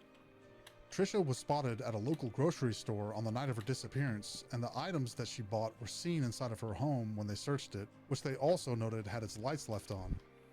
A witness came forward soon after this discovery to provide a statement that would help the police refocus their investigative efforts. The witness said that they had spotted Stephen on the night of Trisha's disappearance driving her car. This one eyewitness account made the investigators backtrack, and they immediately shifted their focus back to Stephen. When they narrowed their attention on Stephen, they began to find more and more pieces of information that were easily overlooked on their first glance. After gathering more solid evidence, Marion County sheriffs detained him and brought him in for questioning. They needed to find where Trisha was, and Stephen was the key to that information. What they would soon find out would shock and horrify even the most hardened of detectives, and Trisha's location would ultimately end up not being a simple answer. This is the interrogation of Stephen Williams.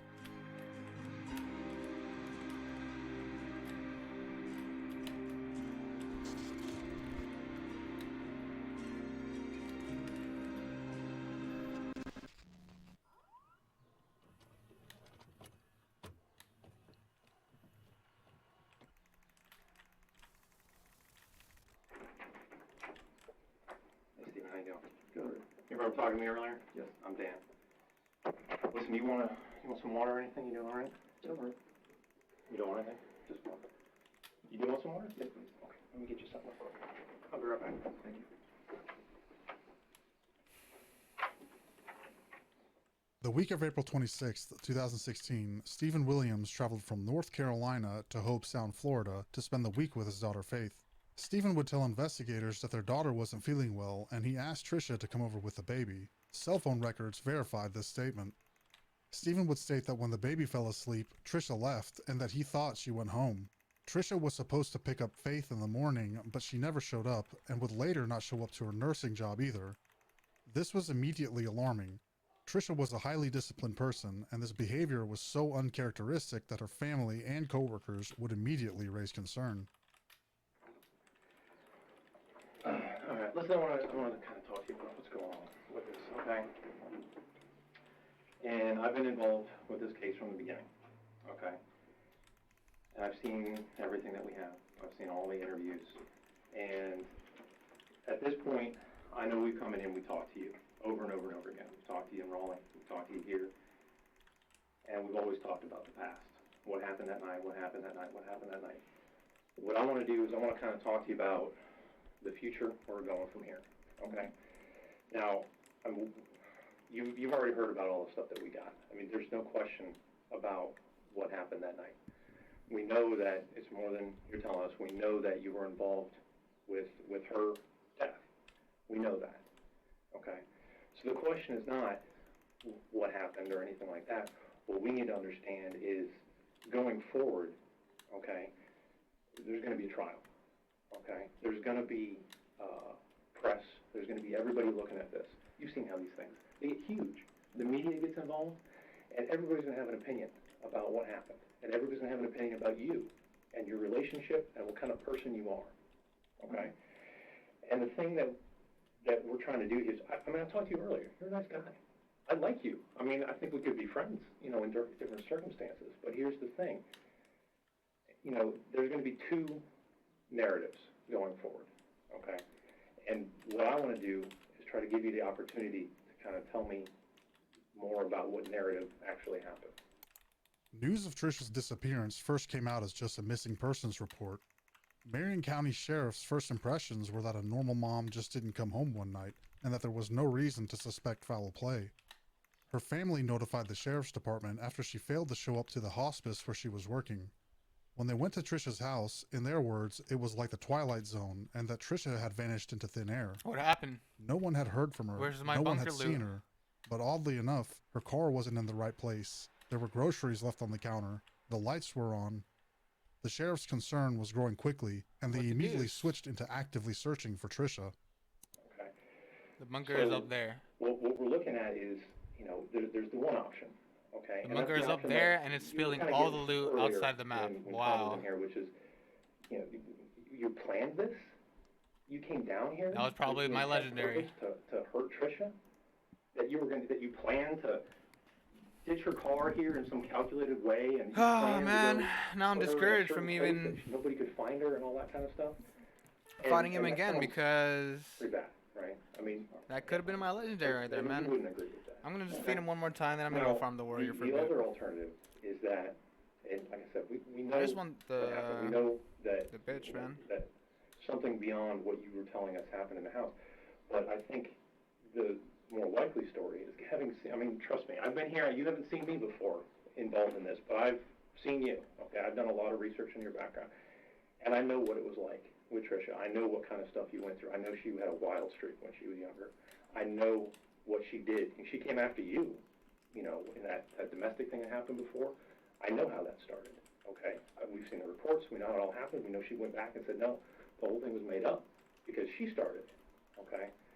The last person to see Trisha, Stephen, said that when she left, she did so on her own accord. There were no problems, everything was amicable, everyone was happy. Law enforcement was dumbfounded. What in the world happened to Trisha Todd? With nothing else to go on, investigators looked deeper into some of Trisha's personal items, like personal information on her cell phone, and most importantly, her journal. Inside that journal was information that would come to surprise detectives and simultaneously horrify her family. Trisha wrote about accounts of Stephen's abuse, both physically and mentally. Stephen would take out his aggression not only on his wife, but also on Trisha's dogs. There was even an entry detailing the time that Stephen purposely ended one of her dogs' lives, all of whom Trisha loved very much, right in front of her. Stephen wasn't the loving, harmless, well-to-do person he seemed to be on the outside. In fact, Stephen was a monster inside of a human shell. What I think is more, to me, having known you, having known the background of everything between you and her, everybody's going to have their own opinion. But I can see that, I think probably what happened was something more like she started something that night, okay? And, you know, having known what her background was, having known how she treats you, okay? I've seen text messages. I've seen what she says to you, okay? I know what kind of stuff she's always bitching at you about stuff. I get that. I see that, okay? So I could see how that would kind of go that direction that night, all right? So what I want to do is try to set the stage so that you can actually tell the narrative about what actually happened, which is not that you planned all this, okay? Not that you planned down here, to come down here and kill her and send her out in the woods like some sort of mass murderer.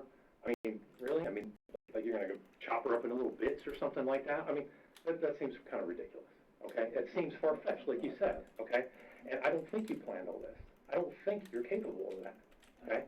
I think what happens is sometimes things just get out of hand, okay? You'd agree with that? Sometimes, you know, people start doing something and they cause something to happen, okay? And I'm not saying you wanted this to happen, all right? But I know you were there when it happened, okay? What we want to understand is what actually happened that night, okay? And I know you were there, and I don't believe it was your fault, okay? The police already had an eyewitness account of Stephen driving Trisha's car near her house on the night of her disappearance, but what they also had was surveillance video. More specifically, they had surveillance footage near Trisha Todd's house that showed a black male with the same build as Stephen, wearing a very large military rucksack on his back, camouflage fatigues, and a skull cap, running through the shadows with what appears to be intent. The incriminating evidence is beginning to pile up higher and higher, but Stephen is almost completely unwavering in his version of events. So what I imagined something to be, you know, is maybe you guys got in an argument. Maybe it was over the computer, maybe it was over the gas, maybe it was over whatever, okay? Any little nitpicky thing that she's going to get on you about, which she always did. I get that, okay? And things got heated, okay? You're down here to try to see your daughter, okay? You're a good dad. You're trying to be down here to spend time with somebody that you care about, your daughter. And Trisha's here again, you know, and unfortunately, you know, Faith wants to see Trisha, and Faith is calling for Trisha. I'm sure that doesn't make you feel that good. She's trying to spend time with your daughter, okay? Okay. But it's, you know, and Trisha came over, but then things started getting kind of ugly, okay? And I'm sure she started it. And you didn't want to get involved in that, okay? But if she starts pushing things, she's not going to back up. She's unrelenting, okay? I've seen this, okay? I've seen the history. I've seen the background of how this works, okay? So what I could see happening is that maybe she came at you and, I mean, just defending yourself, she falls. Maybe you didn't realize how hard you pushed her out of the way, but you're just trying to defend yourself. You see what I'm saying? I'm not saying that you tried to hurt her, but I'm saying that it's clear that something happened there, and that resulted in Trisha getting injured to the point where she was deceased. Stephen would stick to his story for some time, but he would eventually change his story, finally cracking his credibility with his own words. Stephen would deny knowing how it happened, but would admit that he found Trisha dead, and he was so scared that he chose to dispose of her body. The gaps in logic are obvious, but this is the version of events that Stephen chose to tell Detective Dan Dulac. Not admitting to knowing anything isn't a problem right now. Dulac can continue to work on it as the conversation progresses. The important part is that Stephen has now admitted to knowing that Trisha was no longer alive, and that Stephen has disposed of the body. His involvement in her disappearance is now a fact on both sides of the interrogation. Now it's time for Dulac to press Stephen to confess to the rest of the crimes he has committed. Okay, and then beyond that, I can see, putting myself in your shoes for a minute, okay, I see that you're a hard worker, okay, you've rose through the ranks, you're in the Air Force, you've been there, what, 11, 12 years, you said? I mean, that's a long time, that's a career. You devoted your life to that career, to this country, okay? You've got your daughter to think about, okay? Something happened, it's Trisha's own fault, now she's gone. I mean, there's nothing you can do about that.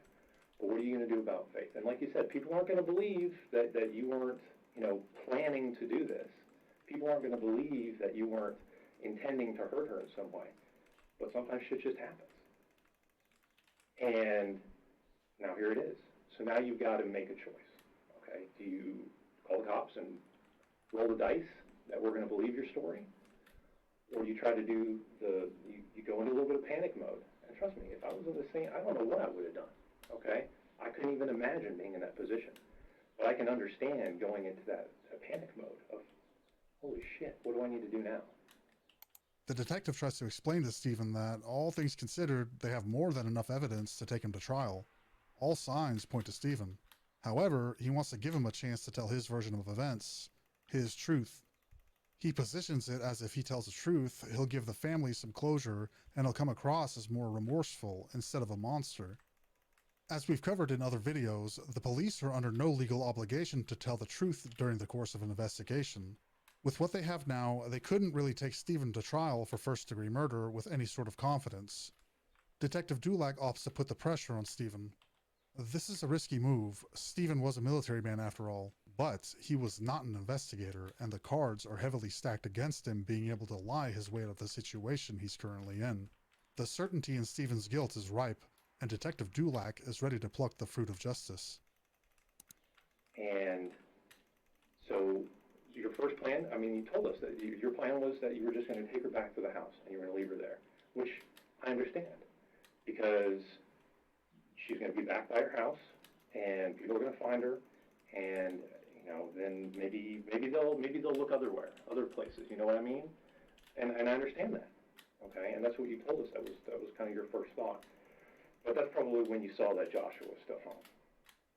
So, and now you're not going to run the risk of him coming out when this is all going on, because I mean that's not going to work well for you at all, right? I mean, if Joshua comes out and sees all this, he's not going to understand. He's obviously going to think that you planned this and did this intentionally.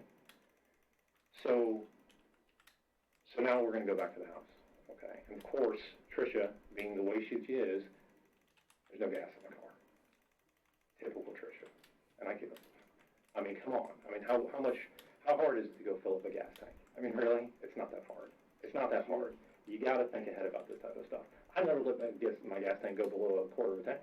That's me, but I pay attention to that stuff. My wife, she'll run that gas tank out all the time. And then next thing you know, I got to go out in the middle of the night because I got to run and get groceries or something. I'm also getting gas because she didn't think ahead about it. Okay. So now, well, obviously you can't go to the gas station in her car because she's in the car. That's not going to look good, right? So, in what would seem on its surface as a misstep, Dulac speaks nearly non-stop for about a half an hour. Stephen's addition to the conversation is mostly non-verbal affirmations and denials, head shakes and nods. We want Stephen to be the one talking, right? In reality, this is a strategy that interrogators will use to manipulate suspects into believing they have no other viable maneuvers or excuses available. They are led to believe that there is an overwhelming amount of information and evidence against them, and any possible lie, excuse, alibi, or otherwise has already been debunked. Detective Dulac continues talking, mostly speaking in statements or rhetorical questions, and at times repeating himself. Even if Detective Dulac is not telling the truth or repeating something he said a few minutes before, these are essentially inconsequential. The strategy's power lies in the conversation being one-sided with a matter-of-fact tone and overwhelming suspects into ultimately telling the truth. But if you don't tell us the truth about what happened, it just continues to make it look like you're lying to us to cover up something more sinister, for lack of a better word. Like you intended this to happen, and now you're covering it up. And I don't want that to be the story. It's not the story. And I know. And that's why I want you to have this opportunity to tell me the truth about how she became injured, how Trisha lost her life. Yeah, you do. Okay? And I know that you were in the house. Now we're two streaming. I can prove. But I didn't do anything to her. And you're not hearing me. Okay? You're not hearing me. Okay? I'm not saying that you did anything to her on purpose. I'm not saying that you hurt her. I'm not saying that you laid hands on her. Okay? But I do know that you know what happened to her. I know that you know what happened to her. I know you were in the house. I know it. Okay? And I can prove that.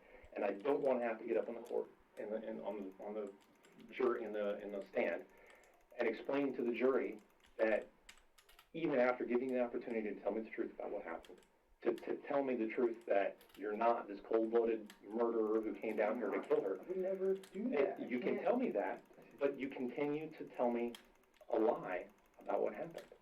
You continue to tell me a lie about how you found her dead, how she came to be injured like that. And I know. Look, man, I get he did murder her, but that we hear about this. I don't want the last fuck thing that cops you're able and to tell us investigators like this, bro. is lie about how she got hurt, because that is the most important piece of this. There's no I just know I wouldn't be. There's no question that she was taken out into the woods. But the problem As is collected, the narrative is was that the as actions of someone this who's guy panicking, here, and a if jury could completely somebody was understand speaking this. about me assumptuously, you know? So explain to I'd me be like, how- what? Why the fuck are you even? And I know you didn't plan it. Why are you talking as Detective if Dulac, I like even most did it? What the interrogators, fuck? is well versed in the Reed technique, which is the standard method for interrogation. The Reed technique is especially useful in extracting information from otherwise unwilling suspects due to its application of known average human psychological conditions and weaknesses. While the Reed technique is structured What's the to be Reed performed in a particular order, detectives will often need to apply the steps in the order that flows with the conversation. People are, after all, vastly different from one another, and forcing a suspect into a rigid conversation will unintentionally create barriers between investigators and suspects. Dulac employs step 2, shift the blame from the suspect to a different set of circumstances. He tells Stephen that he doesn't think he did it on purpose, that it might have been an accident. Stephen now has the option to confess to the crime by creating a scenario where Trisha lost her life by accident. Stephen can say that he panicked because he thought this would be looked at as a homicide instead of an accident. He has the option to say that he was scared of how police would view what happened and that Cops he aren't hid her after the body truth, out of man. fear Cops are just and out to not get you. malice. Does any of that matter? Will that make Stephen's punishment or charges any less? Absolutely not, but it's an easier pill for suspects to swallow versus being a cold-blooded murderer.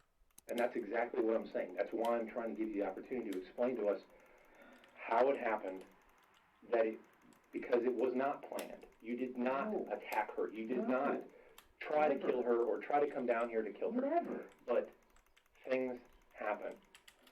And we need to understand what it was that happened in that house before the whole gas thing. I know it happened before the gas thing. I know it happened before you went to this computer thing.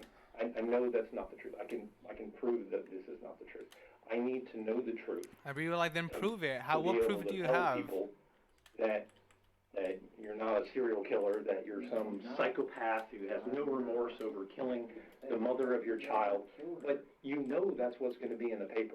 You know that's what's going to change. You know that's what's gonna be in the paper. You can Yeah, you change see, that. You he's can smart. change He's that smart. right I now. can't change Yes, that. you I can. can't change what they put in the paper, bro. Anything other than what I've told you. No, you can tell me the truth. And that's the problem. And nothing makes it better. Nothing I say makes this better. It will. And it because doesn't matter. Because there's a huge difference between we got an argument, it got physical, she started it, No, she there's got not, hurt. bro. No, there's not. That's Don't trust cops. Do not trust cops, dude. It's the same scenario. That is miles better than I came down here with a backpack I got stopped by a, full of you know, I'm not tools, even gonna say ready it. to kill her and drag her out in her lifeless body into the woods. All I will say is, You heard the I narrative that do you not told. trust most You told police us. officers. I had a bag. I had clothes. I had water. I had not snacks. always in there. What? You know, let's say I don't trust a good You amount got the of bag, police and then officers. after all this Hey, is let's done, all go. this The messy sham, business baby. is finished, now you get rid of I got that. 80% sham. That looks awful. know, That looks and I like can't that looks like a murder What? bag. That looks like, oh my gosh, she But came that's down here not what it with this was. bag, and I don't think it What's was. my other I sham? think it was just a bag. Oh, it's With 80% some too. stuff in it. Yes, But that's you need, literally what it was. but you need to extra explain. stuff Ah, that it's I worse already than had. But if that's the case, the first you one I need ever to got. explain Damn it. how she got hurt.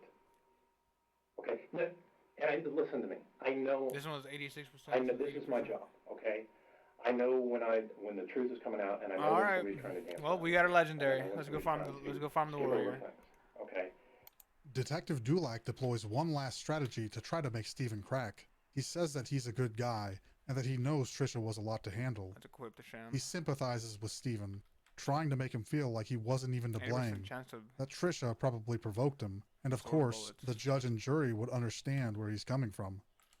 Stephen wants to confess, Shit in his but shells, he's understandably terrified of what kind of consequences he could face for You doing know, we're that. gonna farm him one more Stephen time tells to see how Dulac it how it that goes. if he tells him another story, nobody will believe it, because it would now be the third time he's changed his version of events.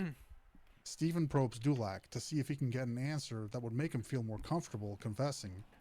Dulac reassures Stephen that people would believe also him go ahead and because drop he was credit in the chat understandably too, to scared. this channel. Who wouldn't be? Stephen's defenses are now on thin ice. His plunge into the ice-cold waters of confession is near. And I know that's what's happening here. And I don't blame you, because it's scary. Because you don't want to have to think about what happened again. And because you think it's going to make you look bad once we know actually what happened. But I'm telling you right now, whatever happened before, I'll tell you right now, if you came down here with a murder bag and you planned on killing her and burying her out in the woods and hopefully we would never find her again, that's not going to look good, okay? Stupid plan. But I don't think that's... I don't bury someone in the woods. I don't find that. That's why they do all the searching. And I don't think that was the plan. But the thing is that if you leave that empty space for everybody to make up this story about what actually happened and why you were down here and what actually happened to Trisha and your intentions, you know that's what people are going to come up with. And you know that's what everyone's going to say. So you need to take the opportunity now to set everybody straight to tell us what actually happened in the house. And because I sit here and tell you that she attacked me, that's just another different story that you're just going to be like, well, that's 5 different stories he's telling now. And that doesn't help either. So what do you want me to tell you? What do you want me to tell you, Dan? I want you to tell me the truth. I'm telling you, I didn't hurt this woman. Okay. I never did anything to injure her or hurt her. My only mistake is I didn't just accept that this is the situation and call 911. That's what I should have done. Did she attack you? I didn't take her to the hospital. I should have just did that. Instead, I just panicked and I just tried to get away from it all. Is what I wanted. I just wanted nothing to do with all that. But you panicked. That's not me. I just panicked. You panicked because of what happened because you thought it would come back on you. Because it did. It does. Like in the past, even I didn't do anything to her, but just because of how it looked. But here's the thing: people fall down all the time. People get hurt. Okay, it's not uncommon. Okay, and we can find that out. That's not something that's difficult to determine. Okay, there's people that go to a lot of school and they get paid a lot of money to figure out exactly what happened to somebody. Okay, and I know you don't believe that. I think I'm gonna go farm myself a new. I get that, but a new Herald. I know that what you're telling us about coming back from the gas station. I know that's a lie. I know that's a lie, and I can prove that's a lie. And I don't want that to be the last lie that you tell us. I need you to tell us the truth. Else because I don't know anything else to tell you. You do, and I know you do. Else, it's another story, and no matter what I tell you, it's not going to be the truth according to you. So what do you want me to tell you? Here's the thing about the stories. Okay, every time you tell us some version of what happened, it gets closer to the truth, and I appreciate that because so then I say, oh yeah, she attacked me. And you come back in here like, okay, so you attacked her. Like, no, that's not what I said. So then you're just going to have me going down this rabbit hole of different stories now. I don't want that either. Like I told you, okay, I can prove one thing, okay? I can prove that you were at the house with Trisha when she was injured. All right, wow. Yeah, I can prove that. I'm definitely going to need the beef for this. So the question lies with you as to, you're the only one who was there with her. Like I said, you're the only person who can tell us what happened. So this is your opportunity to tell us what happened in the house before you left, because that's when I know she was injured, and I can prove that. What I need to know is what happened in the house, because I know what you're telling me is a lie, and I can prove that. But if you stick with that story, and I can prove that it's a lie, everyone's going to assume the worst. They assume the worst. If I sit here and say, yeah, we argued, she attacked me, then they're just going to assume, okay, you being the bigger, stronger person, you hit her, or you did something to her, or you in some way hurt her, and that I never ever would do that. I'm not asking you. I'm not asking you to make up a story. Murder bag. I didn't come down here with some dubious plan. I didn't. Exactly. I'm not that kind of person. And that's what I'm saying is that you're not that type of person. But by continuing to lie to us about what happened and when it happened, you're opening that door for everyone to assume it, and you know everyone's going to assume it. I just be like, at this point, you know what? Oh, you know what? I don't care. I don't care, bro. Believe what you want, man. But I didn't kill her. It wasn't me. If I thought you had this murder bag and you came down here with the express intent to kill Trisha, I'd be like, you know what? There's no sense in talking to this guy. He's a psychopath, and he's not worth anybody's time. That's why we're divorced. But I'm not gonna murder the woman. But I'm not gonna. That's why I want to come in here and talk to you and try to give you the opportunity to set the record straight and tell us the truth about what happened with Trisha. Because I know what you're telling us right now is a lie. And I don't want you to be stuck in this lie. Because once I write it in I'd my be like, what report, do you care it's if I'm done. stuck in a lie or not, bro? This is You're what literally Steven trying to told us, incriminate me. and that's What does it matter to it. you? But I can prove that's not true. That's not how I want to end this report, because everybody wants to know what happened to Trisha. If Trisha had an accident, if Trisha came at you when she fell, She clearly had an accident because I didn't do anything to So- her. I'm so telling what- you I didn't do anything. so what happened? I never hurt her. I didn't push her. I didn't shove her. I didn't do anything to that woman. so what? Hurt her. So what happened? I didn't do anything. I'm not saying you did anything. I'm asking, Okay, then. That's not the question. I'm So why do asking. The you question keep is, asking me what happened? what Because I don't know. Because, like I said, I know you were in the house I don't know what happened. when it happened. I know you know what I happened. know you were there. No, I don't know what can prove happened. that you were there. I And can if prove don't that you know tell what me happened. The truth about what happened Nah, now, you can't. Then prove it. Then you're Prove going to it have then. to forever live with the fact that you lied about it, and then it's going to come out in court that we know he was in the house and he's lying about it, and that looks awful. That looks like you knew exactly what you were doing. That you need to cover this up because what you did was so horrible that nobody would understand. Yeah, I don't think that's the case. I don't think that's the case at all. Then why even go with that if you know that's not the case? I'm Why not do saying that. I'm not saying that's what I think. I'm telling you, you know that's what everybody else is going to think. You know that I'm once telling this you what thing you gets on know. CNN and Fox News, Okay, dude. they're going to put your mugshot up there, Regardless and of what I you leave that void. You leave that void. Probably one of the where they worst can tell interrogation whatever story tactics they ever. want. Not gonna lie. Because you're going to. Story, regardless of what I tell you. You're gonna keep the. It doesn't The matter news, what the I news, say. the You're news gonna is keep not the going guy to on lie the about defensive. something. They won't, because they can get in big trouble. Oh, I if almost if saw we that. have evidence that you said that she attacked you and that it was an accident or something like that, whatever the narrative is that you tell us, and we can say, you know what, this is the closest thing that we can get to the truth. We believe this to be the closest thing to the truth, because you can never find the absolute truth. It's very, very difficult, okay?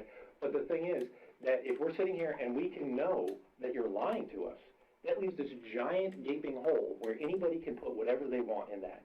Because a lie is a lie. It's not the truth. If we know, well, that's not the truth, what goes there? What fills in that spot? That's, I don't think you did. I don't think you did. I didn't have a murder bag. I don't think you did.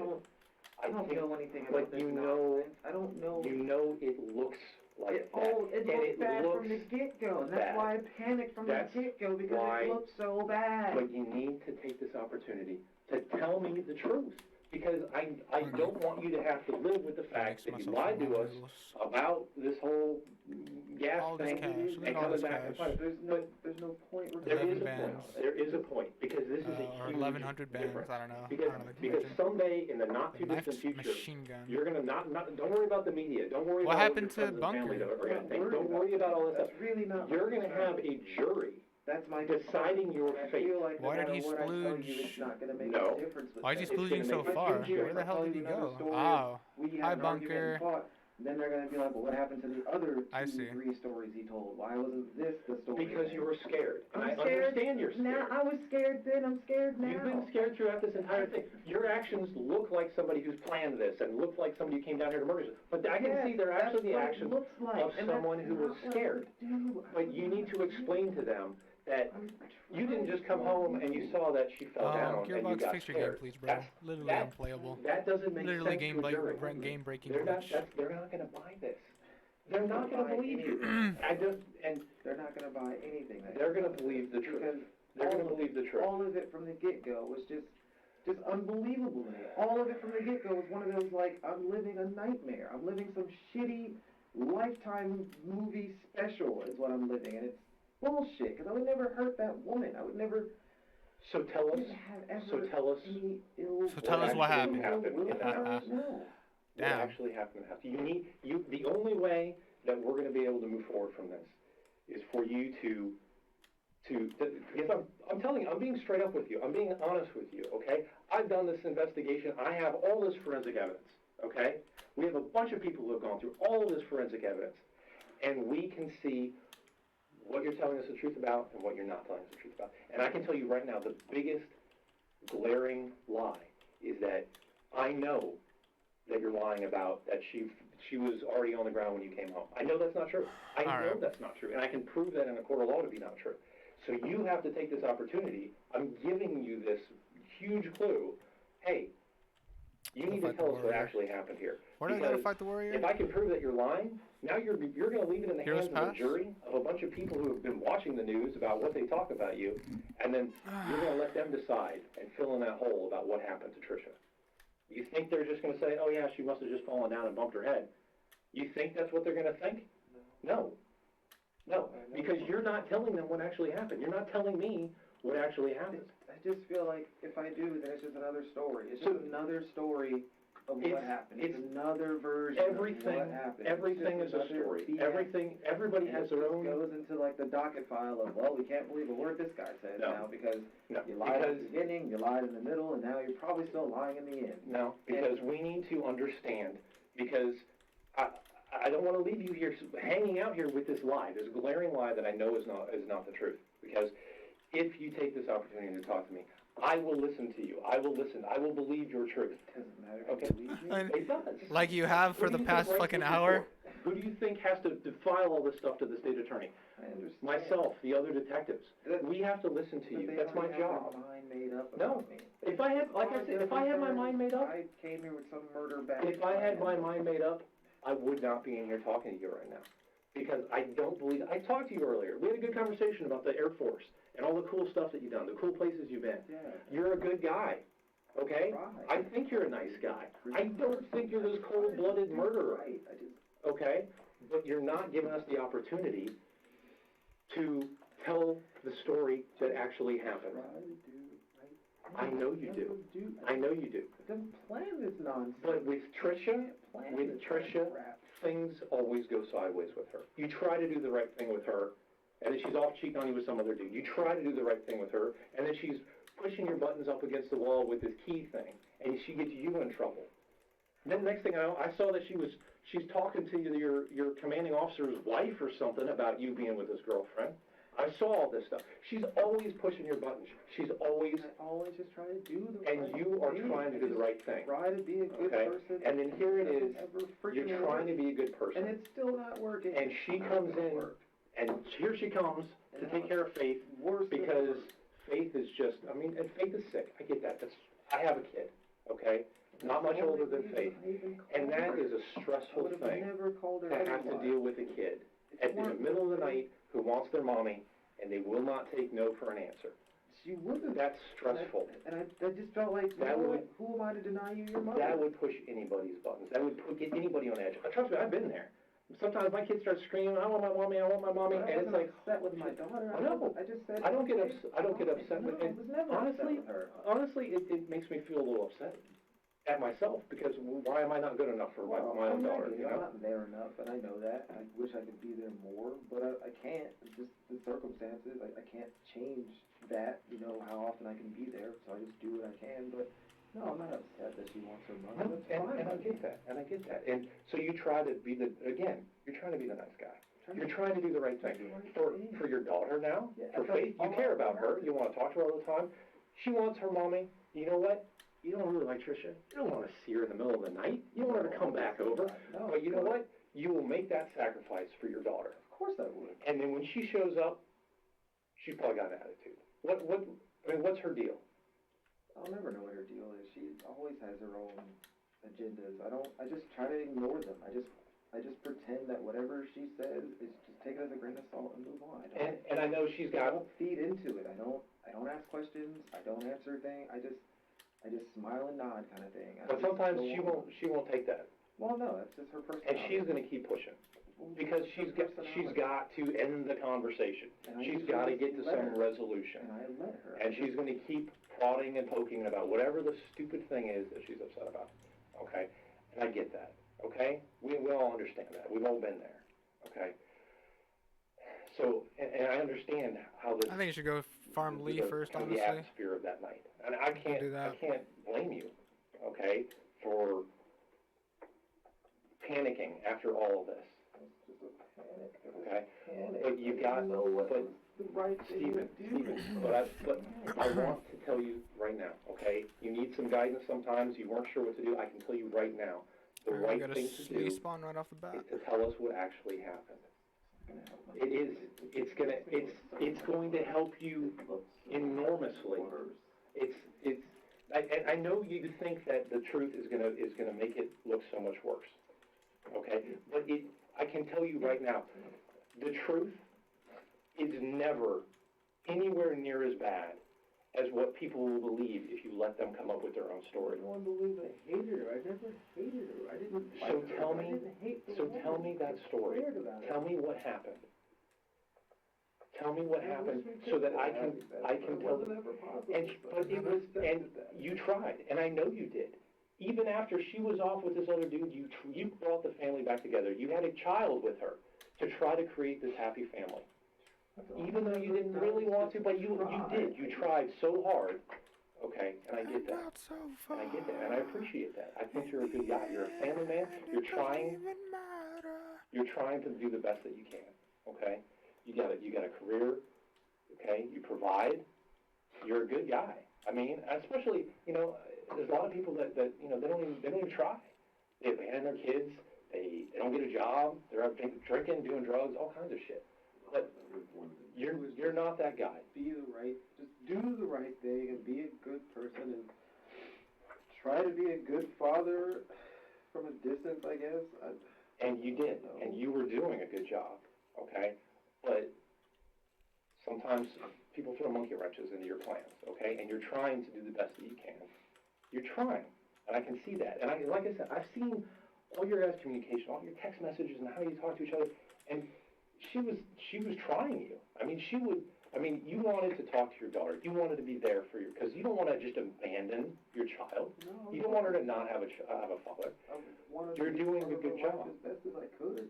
And I know because of the military and her living in Florida, I can't always be there, but yeah, I'll try to be there as much as I can. And that's why that night you gave in. You said yes. I know. I have a daughter. Daughters always get what they want, no matter what. They always get what they want, no matter if you don't want it or not.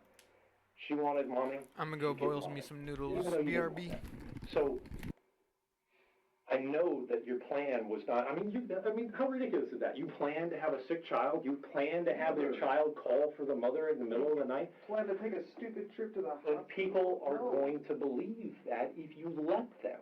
They're going to believe. How do you plan that? How do you plan for your child to be sick in the middle of the night? So I know you think that the truth is going to sound worse, but you know it's not. You know it's not going to sound worse. You know it can't be worse than this narrative that people are creating about you. It's only that people are already saying everything else already. I've already told too many different freaking versions. You told versions because you panicked. You were scared. People can understand that.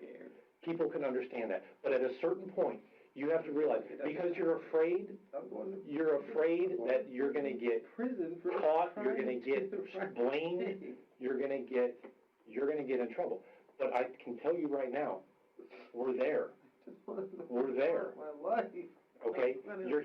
You're here with us, not because of what happened. And we need to understand the truth about what happened. All right, I'm back. Because I know you're scared. I know you're scared about what's going to happen in the future. But before you were panicking, because you didn't want anybody to know you were involved. You didn't want anybody to know you were there. You wanted it to go away. That is a normal human response. That's what anybody would do in that situation. That you're panicking. You're panicking. That's a reasonable thought process that people can understand.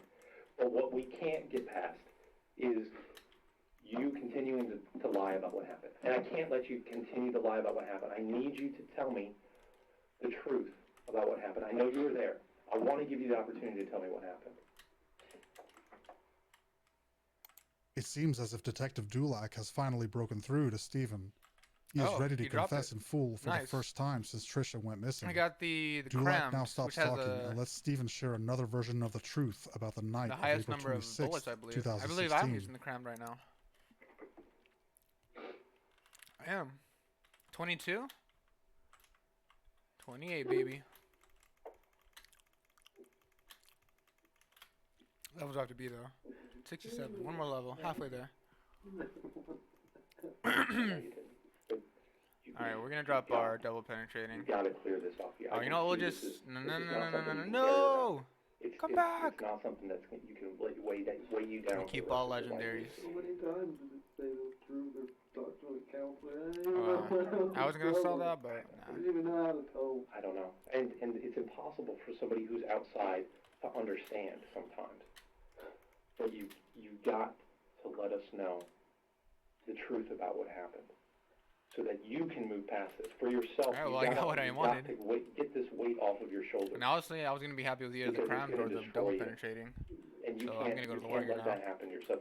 Or I think I'm gonna farm bunker till I get to the next level so I can at least use you this. still have a daughter. You are still a father. This Herald. You still have somebody you're responsible for. Okay? And you can't, in one way or another, I can't, no, that's not true. It's, and don't think that's the truth, okay? I can't guarantee you what's going to happen. It's not up to me. But what I can do is I can tell you that we need to know the truth. That Faith needs to know the truth about what happened. That everyone, the families, they need to know what happened.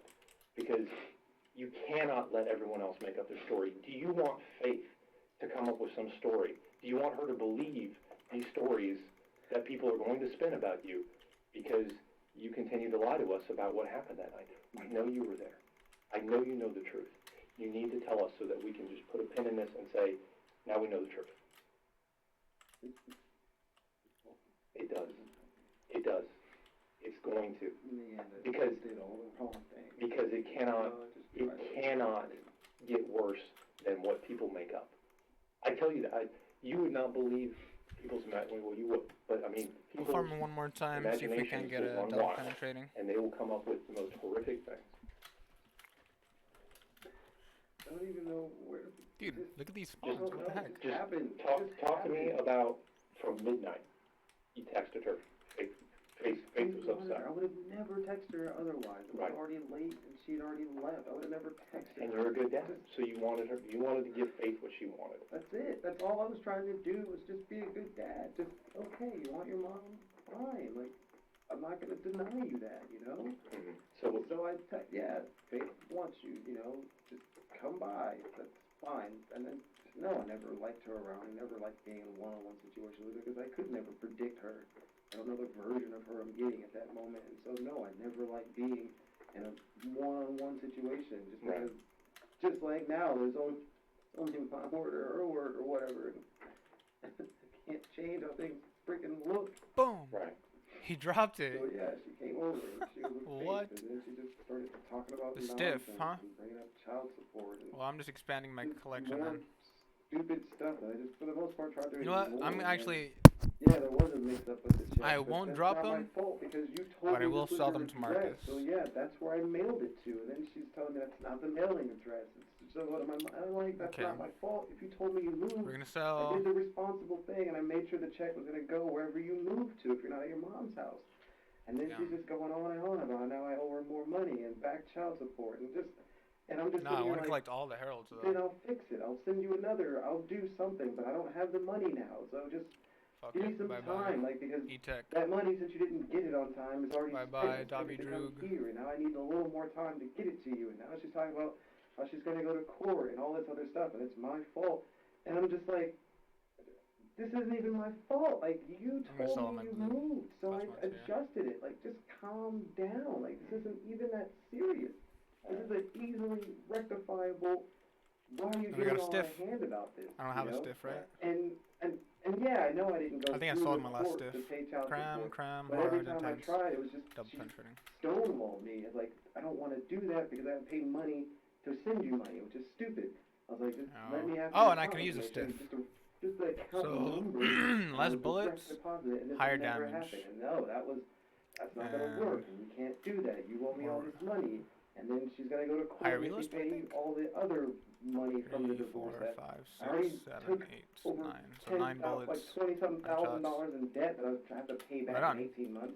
And then if I don't pay all that back, I got another $6,000 I gotta pay as far as back child support. And I was trying to Okay, pay, higher all realist that speed. back. Excuse me. And she Fire just rate's gets the on my same. face about it. And I'm like, Less "God, accurate, higher why are you damage, so mad right now? Like, and is it a because smaller I told you magazine. this You know, way? It just, I'll take it. completely got out of hand. And then just the whole pointing and it just all went bad. It just so fast. She just went from 0 to 100, and I'm trying to understand like what just happened. Like, you were just here earlier, everything was fine. You left, I only called you because Faith wanted you, and now we're arguing about something that I'm sitting here thinking this is unbelievably trivial, and this can be fixed. I can fix this by the 1st. Just give me time, and I'll make sure you get the money, or I'll make it in 2 separate payments, or whatever you need me to do, and it's just not good. It's not going to work. None of this works. So then, we leave Faith on the couch. And she eventually falls asleep anyway, but she's still, like, arguing with me over in the foyer area. And I'm just like, please just leave then. Just go. No, I'm not leaving until we fix this. Like, just get out. Like, I don't know what you want from me, Trisha. I don't have any money for you. I don't have any cash for you. I can't give you anything right now. I spent the little money I had, which is why I drove here. We're gonna save and quit. Just to see Faith. If we don't get a lease I spawn, didn't fly. I didn't get a we're gonna rental car like I go. normally do. I'm not in a hotel. We're gonna go back to Well, bunker. I want to do the hotel thing, but I don't have money. Like, just paid so much money to the debt, but I don't have any more money. Okay, I just don't. I am like pretty much strapped when it comes to cash. Living paycheck to paycheck, and I don't even think we then, got it. I'm not making it right now. All right, no And lease spawn. it doesn't matter. You owe me money. You need to pay your debts. This is always your fault. You're always spending more money. You know what? I think I'm just gonna go. Now I'm just trying to like walk away. Yeah. I can't walk away. I'm here to hero specimen. Found the warrior. You're jumping in front of my face, and it just got so It's basically the aggressive. same And I'm thing, just trying honestly. to back away, Have to make a trip. de-escalate, and I can't even leave the house now. I don't want to push you. I don't want to touch you. I don't want anything with you because I'm just thinking about flashbacks of before when you just blew all that this kill skill. I mean, shit up for that's no reason, that skill. and then now Really I'm come getting clutch. arrested. But only after the fact did you go and say that it wasn't my fault. No one else knows that now. But only after the fact that I got arrested. All I'm thinking, just flashbacks. So I go to push her away, and then she gets really pissed about that. And then she gets even more aggressive and in my face and pushing me back. And I'm like, would you please just stop? Like, I don't want this. I don't know what's going on. I don't know why you're so mad. I don't know if you took a freaking crazy pill on the way over here, and that really pissed her off. And it just escalated. And then I just moved her away, and then she slipped. And that's when she freaking fell. And I'm like, oh shit. I asked her if she was okay. It was like a weird sound. She didn't say anything though. And then I freaking panicked. And then I just freaking panicked because I didn't try to hurt you. I just wanted you to stop being here in my face yelling at me as I'm trying to back away. I'm trying to de-escalate. I don't want whatever this is. It's not this serious. I don't know why it's so serious about this money. It's always been so like. Even throughout the divorce, every penny has just been so serious about her trying to get every dollar. Right. And I'm like, and now I made a mistake and I sent the check to the wrong address because I didn't know that wasn't a mailing address. And I can't explain where it is. I didn't even get it back in the mail until a week after that. And it just went so fast. And then I pushed her, and then it wouldn't push. I was just trying to get her away. Just please stop yelling in my face. It's like, just, like if she was at that distance, fine, but she wasn't. She's just Right up here there, the thanks. whole time, and I'm like, please, just stop. And so I went to move her away, and she slipped, and she hit her head, and I didn't mean for that. That wasn't my freaking fault. I wasn't.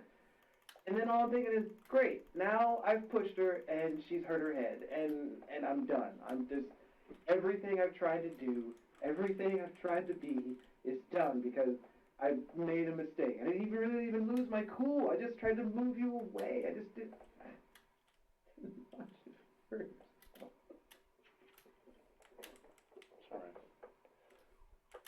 The crocodile tears are rolling down Stephen's face as he explains the night of the crime. When Trisha arrived with their daughter, she confronted him about past due child support payments. Stephen claims that he didn't want to argue with her anymore, and out of frustration, punched her. Stephen says it was this punch that would cause her to fall, hit her head, he pushed her. and ultimately end her life. Stephen has directly admitted to being responsible for the physical act that caused Trisha to fall and pass away, but Dulac knows that this is a bit too convenient.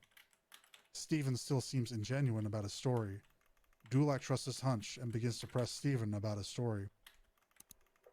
I just tried to de-escalate the situation because I couldn't get out. I didn't know where to go. I didn't even just leave. Like, all I wanted to do was just leave. I just wanted nothing to do with that. Do you know what she hit her head on? Was it the floor or? I don't know. She just fell, and then she wasn't responsive after that. And I didn't know what the hell this is. It all I thought is if I call the police now, they're gonna say I freaking pushed her, and I'm going to jail. So what did you do next? I just tried to wake her. I tried to like snap her out of it, and it just kept getting worse. She just wasn't responding. She made weird breathing sounds, and I'm thinking, oh shit, I'm going to jail. Like I'm going to jail for killing me. Let's use a I sham never here. wanted to hurt. Never. And I don't think you did. I never wanted her to be hurt. I never wished ill on her. I tried to always do right by her, no matter what the situation. I just tried to do the right thing. And all the thing is, I'm going to jail for trying not to hurt you. What's going on right there? And that's exactly why I wanted you to tell me. Easter egg? The I truth just about what happened. wanted it to stop. I just wanted it to go away. I just wanted to just go back. Okay. And that, I believe you. I believe everything that you just told me. Okay, Steven? Doesn't even matter. It does. It makes a huge difference because that's what we need to do. We need to get to the truth about what happened. Now you know the next question I'm going to ask you. Okay? And I know you don't want to, but we need to know where Trisha is. I don't know, and I really don't have a freaking clue where that was. I just panicked, and I just drove. And I know I went through 1,000,001 scenarios in my head of what to do, and none of them were good. All of them just ended bad. You know, Okay. I didn't pay attention to anything. I just drove, and as I drove, I didn't read any signs. I just drove, and I just tried to think of how to fix it. And I couldn't fix it. And it was just bad all around. And I'm just like, no matter what, I'm screwed. Like I am screwed no matter what. I can't go back.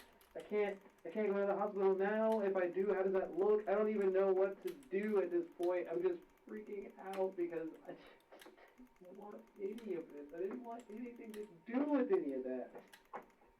I get it. I understand.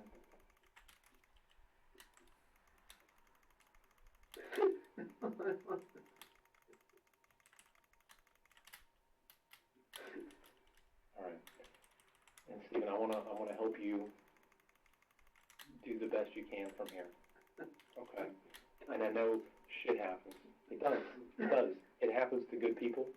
Okay? It doesn't make you a bad person. But I don't know where she is, and I can't take her to where she is, and I'm still screwed because We gotta try to I can't remember. remember that. I don't know where that was. It was just a random place. I have no idea where I Well, was. let me just try to understand through the rest of the evening. Okay? The first that you said, you went through several scenarios. I just tried to figure out what I was gonna do. I didn't know what to do. I just panicked. The first scenario. Fear and panic is all I had. Just panic and sheer fear because this is not what I wanted with my life. I just tried so hard to do so good and to fix the shit that was wrong, and it was an uphill battle, but I was fixing it. It was getting fixed. My life was getting better. I had moved on. I had my job. I had my career. I was happy with my girlfriend. Everything was fine. I was so fine, so good. It's a horrible accident that sometimes these types of things happen, and they happen to good people. And we got to try to get through to do the best that we can from here. Okay. Well, let me just understand the rest of the night. So you told us your first idea was to go take her in the car to her house, right? Take her home and just. But then you saw what Joshua was there. I just saw a vehicle. I didn't know whose vehicle that was. I just didn't know what to do, so I just kept driving. Well, is that when you went back because it was out of gas or low on gas? Yeah, because I didn't know where to go after that, and I didn't know what to do, and I just called the police then, I guess. But even then, I was like, well, now I've already left, so now what does it look like? Right, and it just snowballed. It got so out of control so fast, no matter what I have to do, it just makes it worse.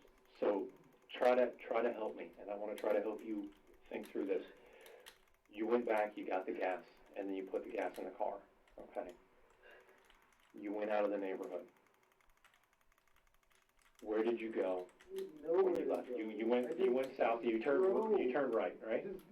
Just turned to the right, Okay. and then it was just drove trying to think of what to do and where to go and how to make it right, and then everything was wrong. Everything at that point was wrong. And But I even here's tried the thing, Stephen. I know you don't think you remember, but I know you remember. If we can work through this, I think you can figure this out. Okay. So just work with me for a minute, okay? So you went. You know where Bridge Road is, right? The main road. Yeah. Okay. When you got to the Bridge Road that goes to the beach to the left, right? Yeah. Did you turn right or did you go straight? I'm pretty sure I turned right, but everything I saw out there doesn't look like anything. I don't remember anything that I saw out there. I just remember it was. Do you remember going under a bridge? I don't know.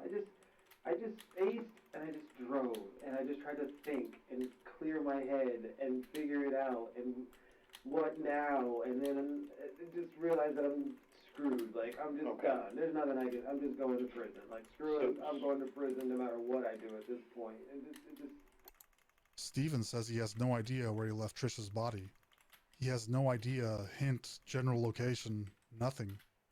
He's trying his absolute best to avoid giving any straight answers to Dulac because, well, Steven still isn't telling the truth, as we'll soon find out.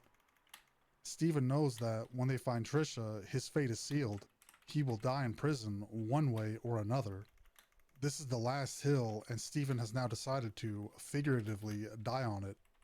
Steven says to Dulac that Trisha looked calm and peaceful as he left her body deep in the woods. So you drove for a while, right? And I get that. That's a lot to think about. That's a lot to carry around with you. Okay? And this has got to have been tough for you these last couple weeks. I wanted to tell, but I don't know how to tell it. It's already so far back. It's never too late. It's never too late, okay? And that's why I wanted to give you this opportunity, because I want you to tell us the truth. I want you to have that opportunity. I didn't hurt her. I never. Here's what I need. We have so many people are looking for her and want to know where she is. Okay. Will you Oh, I should have got that. I should have got that. Faking lame. I know you don't think you know, but I need you to give us an honest effort to try to remember. So you drove. Might just run past the constructor then. Hold on, Steve. Let me just talk through this a little bit, okay? So you drove for a while you were thinking. Did you turn anywhere? Dan, for a moment, I just spaced. I just saw a road and I just drove. I didn't want to think. I didn't want anything. It just was just zoned out. Okay. Just nothing. Just. Okay, so you don't remember. Sheer fear and panic, and I just don't know what I should do or. Okay, when you get to the end of that dirt road, you turn down a dirt road somewhere, right? Okay, I know you remember this part. Okay, when you get there, what do you see around you?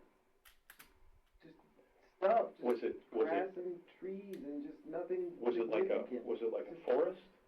I don't know. It's just Was it like a swamp? I couldn't tell you how thick or how far it went. I just was it a farmland? Stopped, and then I just got out, and then I didn't know what to do.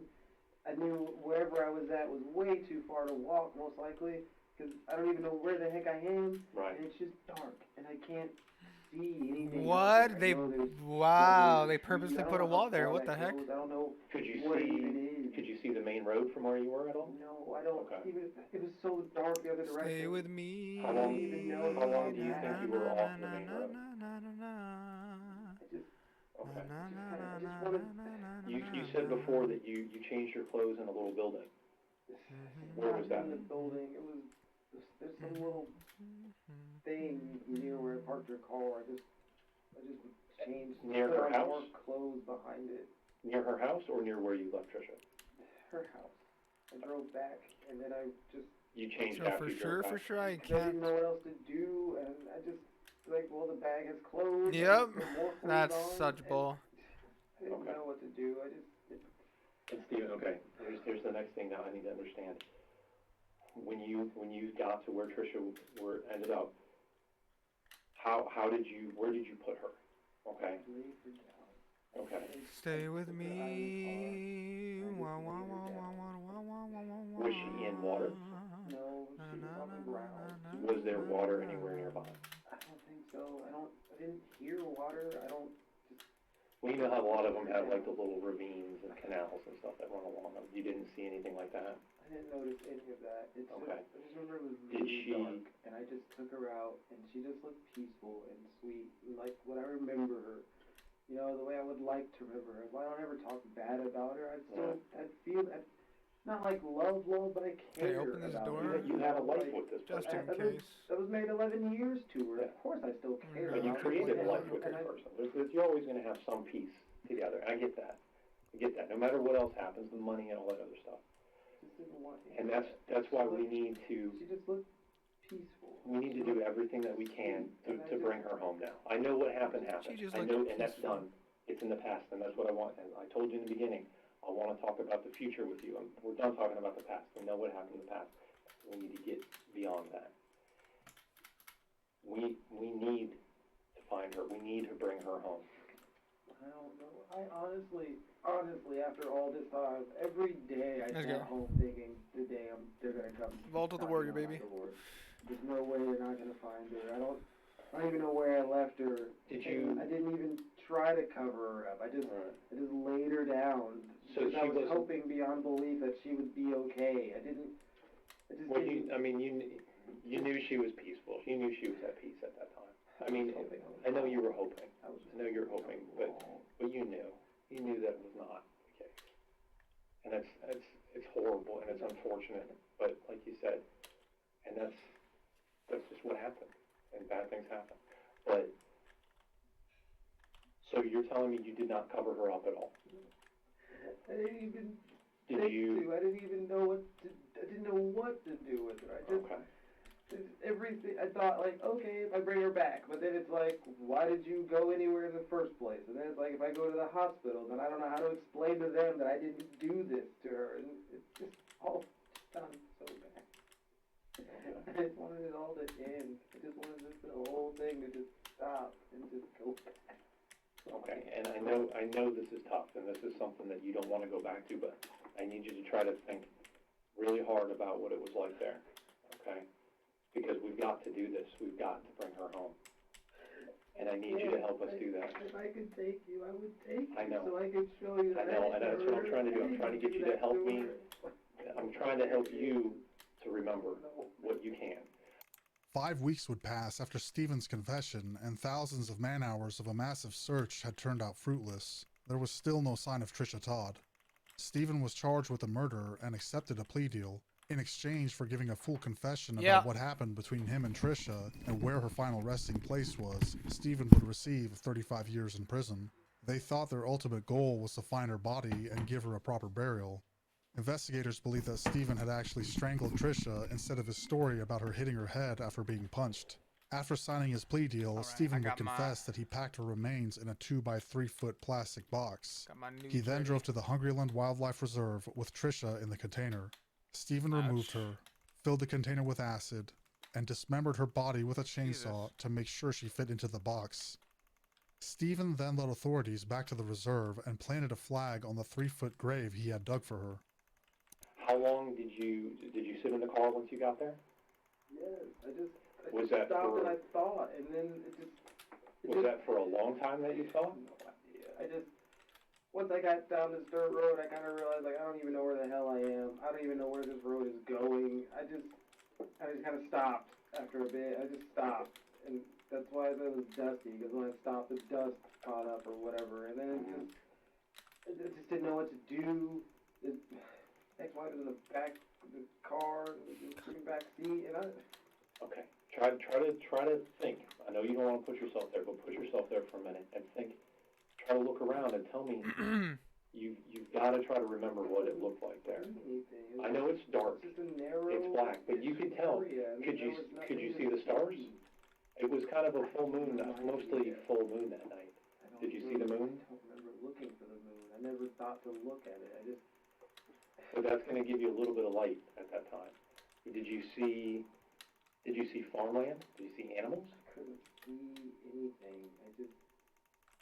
There was shrubbery. There was, there was foliage around, but I don't know what kind of foliage. I don't know how thick the foliage was.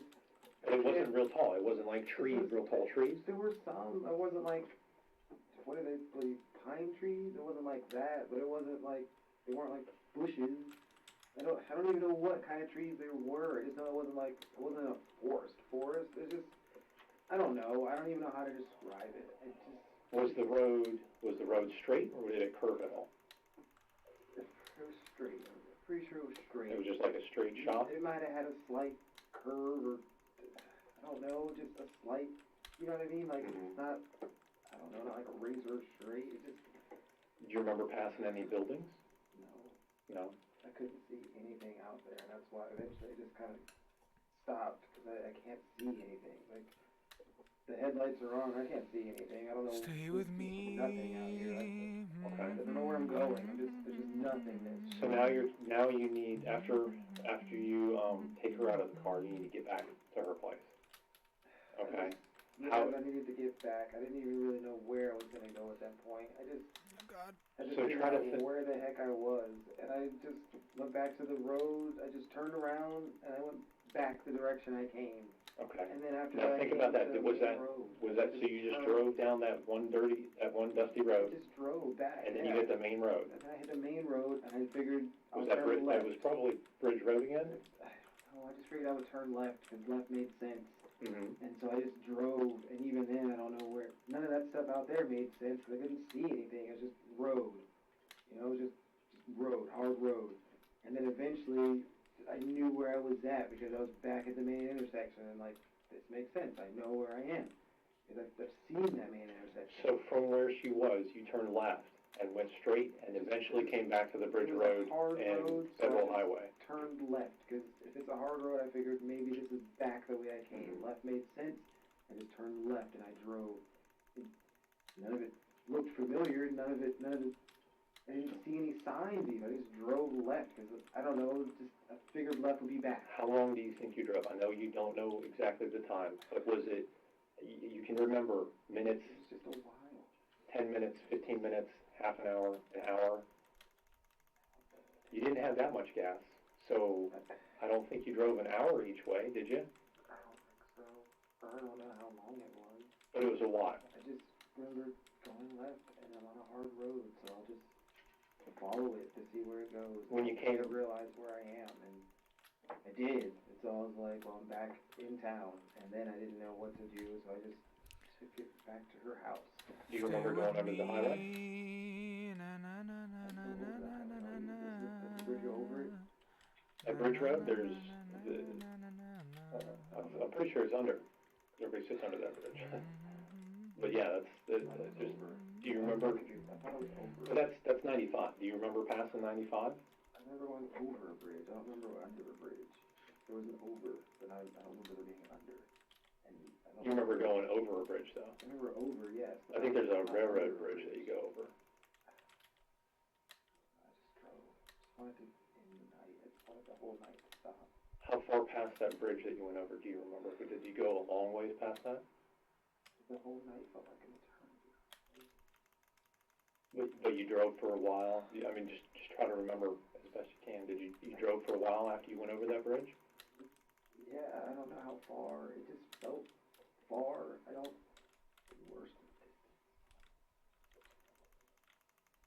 Okay.